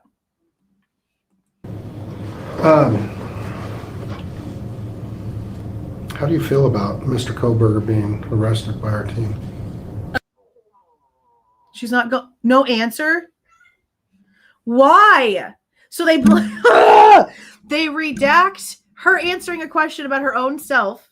They redact her answering a question about how she would act in an inappropriate situation of somebody like coming up to her and saying something crazy to her. And now they're redacting her reaction to his arrest. I am flabbergasted. And then I remember when I went downstairs to Bethany's room, I don't remember what we talked about at all. I just remember like laying in bed, looking outside the window and seeing a truck, what I thought was a truck. I don't remember the color. I don't remember, like, it was like a decent sized truck. But I remember saying like it could have just been like the neighbors because I could hear trucks going by all the time, you know? But I don't remember what we talked about. I don't remember what I called her about. Yeah, so I have no clue.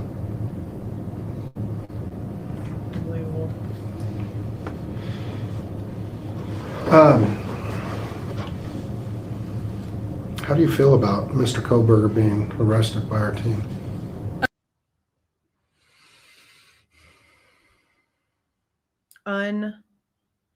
Unbelievable.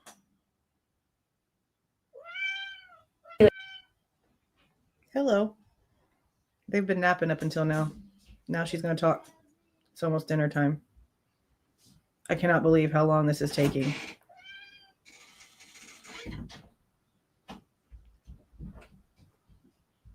This isn't paused, right? I'm like making sure I didn't accidentally pause it.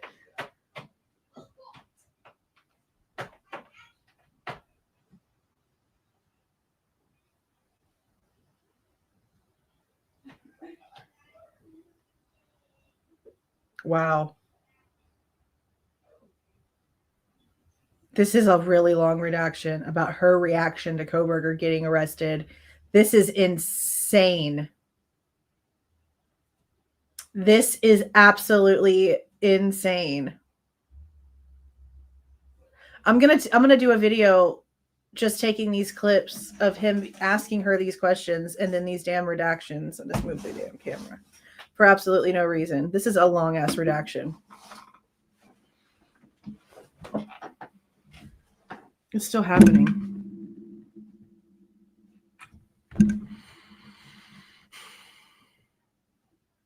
Do do do do do do. This is ridiculous. I don't know what to do right now. I'm just sitting here. I was not expecting dead air. Yes! This tells me that she's saying some shit that doesn't make sense to their narrative. So why are they not letting us hear this? Yes, shooketh. I am shooketh by this silence. Oh my God, is it going to be like the rest of it? Is this going to be like the whole thing?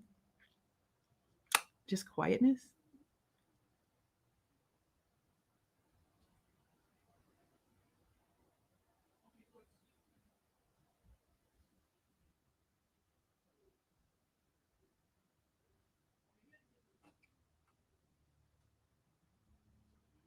Unbelievable. How many more minutes is left? So it's an hour and 33 minutes and 11 seconds. And right now we're at an hour 25:30.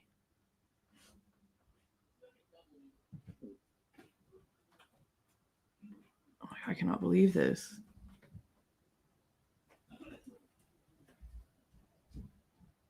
I cannot believe. Wow. Yeah. Oh, finally. Oh my God. So That on the was clothing, so when long. you were talking to Aaron, the FBI agent, Yeah. you described it a little bit more. You had a dark or black So Erin is the FBI agent she had an interview with. Thank you for that, Mr. Sir. shirt. Yeah, and like from what I remember, I thought it was ribbed, like the shirt was ribbed, but I don't know for sure if it was. But I just remember everything being all black, and this thing, which I thought was a mini vacuum, and I just thought it was all black. I don't really know for sure if it was actual black or if that was like real or not real. I just remember like it was just like this figure of all black, and I knew it was a person. For her to say she doesn't know whether it was ribbed or not, isn't that like a tank top?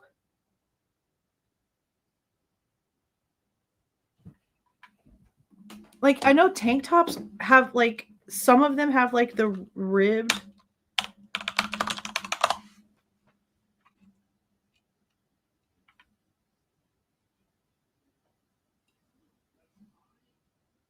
Yeah, it's like tanks.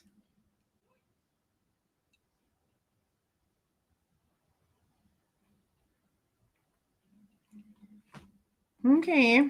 But I don't know why I thought it was like a firefighter or something at first, but just because of Bethany something about fireworks fired, and I just remember like slamming the door shut and saying no, like just slamming it, locking it. And see, if you can sit there and remember that you shut the door and you were like no, that means that you literally knew that you were in danger, that there was something going on. Why else would you do that and then still not call the police or not message someone on Snapchat or on text message and be like, I'm too scared to call the cops. There's somebody in the house. I don't want them to hear me. Please call 911. You know the address. There's so many ways that this could have been handled. And again, for somebody that cries wolf for everything, by her own friend's admittance, this is coming out of Emily and Josie's faces in the interviews. It's not something I'm reading off of a text. It's literally their faces in an interview, sitting their butts in a chair and using their words about Miss Crywolf over here. So you're going to say that you shut the door. No, freaking out. No. And there's no excuse for any of this. Anyone still making excuses for these girls? I feel sorry for anybody and everybody that you've ever had in your life and anybody and everybody that's going to come into your life because you're a fool. She is admitting to literally knowing everything that was going on, seeing everything that was going on, seeing Xana on the floor with no pants, lying about there being blood on her or not, because there's no way Chick did not see red.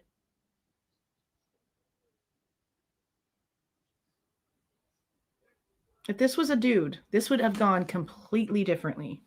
then it says something about, oh, look, just come downstairs, like, it's better if we're together. I don't know the exact text, but I have the text. And just, like, going downstairs. Because I didn't, like...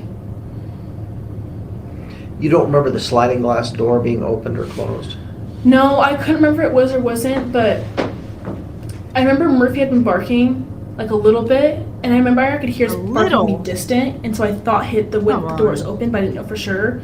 And then when later on, we'd been looking up about it, and the sliding glass door was open, and that's how I was like, okay, like, I think the glass door was actually really open, because...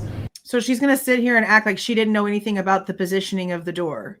So what happened to her saying that she saw the guy walking out of the slider? Oh, wait, she didn't. or else she would have an answer to that. She's saying she's looked it up, and that's how she found out. I don't believe you. I don't believe you whatsoever. They had posted a picture of the door, that it was open. So at the time I didn't know for sure if it was open or not. Okay. And I believe with the interview with Aaron, you said you thought he had boots. You don't know why he had boots on. But... Yeah, I thought they were just like black boots. But again, I don't know for sure if it was actually black boots or not. Yeah. Thank you for the 2, Kathleen. I appreciate that. Thank you. And the vacuum cleaner. It was, I don't know why I called it a mini vacuum, but I just remember it being like this cylinder thing that was long, and then it went out and in, which I don't know how that's a mini vacuum, but I just remember thinking it was a mini vacuum. Okay. Thank you for the $4.99, MMF. Is this Dylan talking ingenuously about fireworks? I thought she did see or hear the same. No, she didn't. She said that Bethany said it to her over the phone, and she didn't hear or see anything of what Bethany was claiming to have seen or heard. That's like the only consistent thing, honestly, that's been this a whole time, is Dylan saying that she didn't hear what Bethany is claiming to have seen or heard. That literally is the only part that stayed the same. I don't really know why. And that didn't look like anything in the house that used to be in the house. Not at all. Okay. How long do you think that was? And I wasn't planning on talking about the object at all, but Yeah. when I was just watching your hands illustrate the... Honestly, size. I don't know, just because everything's very blurry. Like, it's, when I think about what I saw, it's like I put these blurry glasses on, and so everything's like, just doesn't make sense. I don't know exactly how long it was, like, maybe that long, maybe longer, maybe shorter, I don't know. See, I wish they would at least show us this, because like she's using her hands to give an example, and we've only seen her really do it with Maori, and it's like not a lot there when it comes to what they're trying to describe. I wish they would have showed us these parts. It just didn't really make sense to me at all. Yeah. Okay. How are you holding up?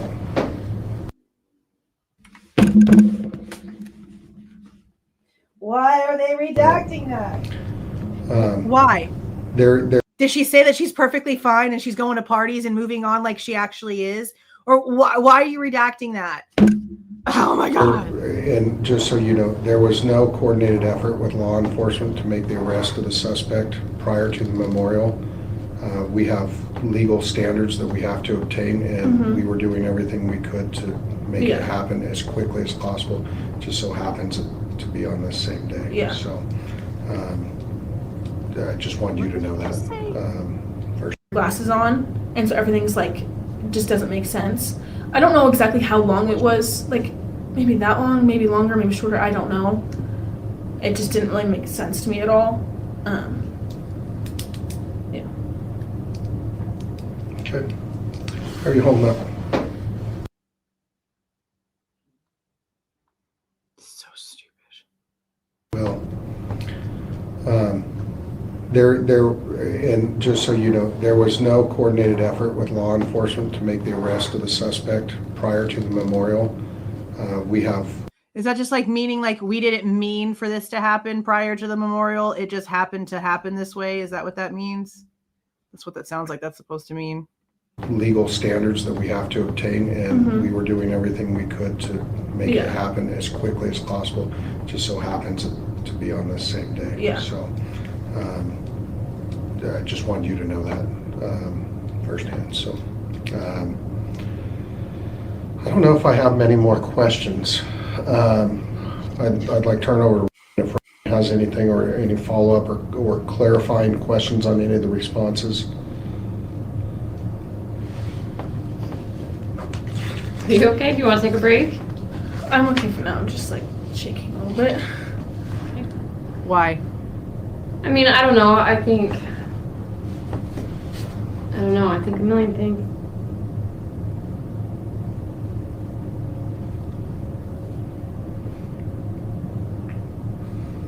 Yeah, I don't believe that. You've Shaking been from through what? a Like, lot. are you cold? Or is it withdrawals? Like, what are you shaking for? You've been talking for an hour and a half. You've laughed the whole way through. What are you shaking for? You have, and I can't tell you how appreciative we are for all your help in this and thinking through. And there could be a tragic incident where 100 people witness it, and Everybody's there may recollection. only be 5 people at best that have even a 90% recollection of what actually happened, even though they're all literally staring at it. 10 DNA scientists can take one sample and come up with 11 answers per a DNA scientist. Tells you right now, the humans don't need to be trusted with the damn thing because nothing ever matches. Nothing. So I don't want you to beat yourself up. Don't. I don't want you to second guess what you did or anything else. You have been probably one of the most cooperative people I've ever worked with, in the sense of the totality of the interviews after interviews after interviews, submitting your prints and old Gary here getting you covered in ink, right? Yeah. But I'm friends with Bill Thompson. we're truly grateful. That's what I get from that. And we're grateful you're still here. All right, because without you and being able to fill in some of these gaps for us, it would have made everything a lot harder for us. They're only happy she's still alive because her answering questions makes their job easier. Y'all heard that, right? How selfish. So I always like to end it with, is there something that we didn't ask you that we should have asked you that you've wanted to tell us about this incident, no matter what it is? I don't think so. I'm trying to think if there's anything. I don't think there is. I think I've told you like every single thing I can think of. And obviously like I feel like I've tried to help bring back some memories, and the only thing I can remember was the footsteps. That was like the only new thing I can remember, which really freaked me out. That wasn't new. 'Cause she had like That's not new. You mentioned counting Kaylee's footsteps in your 11-17 interview, ma'am. That's not new. tried to put me in. She just told me like your nervous system will not let you open it up. And I've wanted to and I've tried to, just so like if there was anything else I could give it to you guys so you guys could like figure it out faster. That was like my main thing, was trying to figure it out. But it's like I can't get to it at all Because like, it doesn't exist. Okay. So if that does come to you, tell me, so that we can have that information. That would be, anything is helpful, Okay. because we don't know what we don't know. Yeah. You know. Yeah, they don't say a damn thing, do they? They didn't say a damn thing in the none of these not really like any of these interviews are really trying to get answers to that question. And again, by now they have her information. Like I gave them a little bit of leeway on the 17th because it made it sound as if Blaker didn't really know what was going on with the forensic downloads. I'd have to go into the reports to see exactly when Dylan's and Bethany's stuff was taken. But at this point, they have to know that she was not asleep. They have her and Bethany's forensic download information. They have to at this point. I just don't understand why they're not asking, what about the 8-hour delay? Explain the 8-hour delay. But in this one, I don't think she mentioned anything about seeing Xana. That was all in the 17th. Yeah, I don't know if I thought you should ask away. They might not be able to, if you guys want to turn the recorders off or on, but Okay. I think. Was there anything that you wanted to clarify or cover on any of the responses to the questions while we're still on record? The only, obviously, the other interviews, anything that she didn't say today were with the other interviews, so you guys know the answers, and obviously. You mean all the contradictions that they should know about that they're not calling her out on? Yeah, sure. I know you're not looking for more, or else I'd say you need to tell them that part too, because you said it, but you guys know all that. Robin, yeah. So We do. if you're not asking specific questions about that, then. No. I'm good. I'm going to end audio recording at 12:45 p.m. Unbelievable. Thank you again for being here with me. I am going to go ahead and roll this out. Please do not forget to leave a like on your way out and subscribe to the channel if you are not subscribed already. Okay, you guys. See y'all.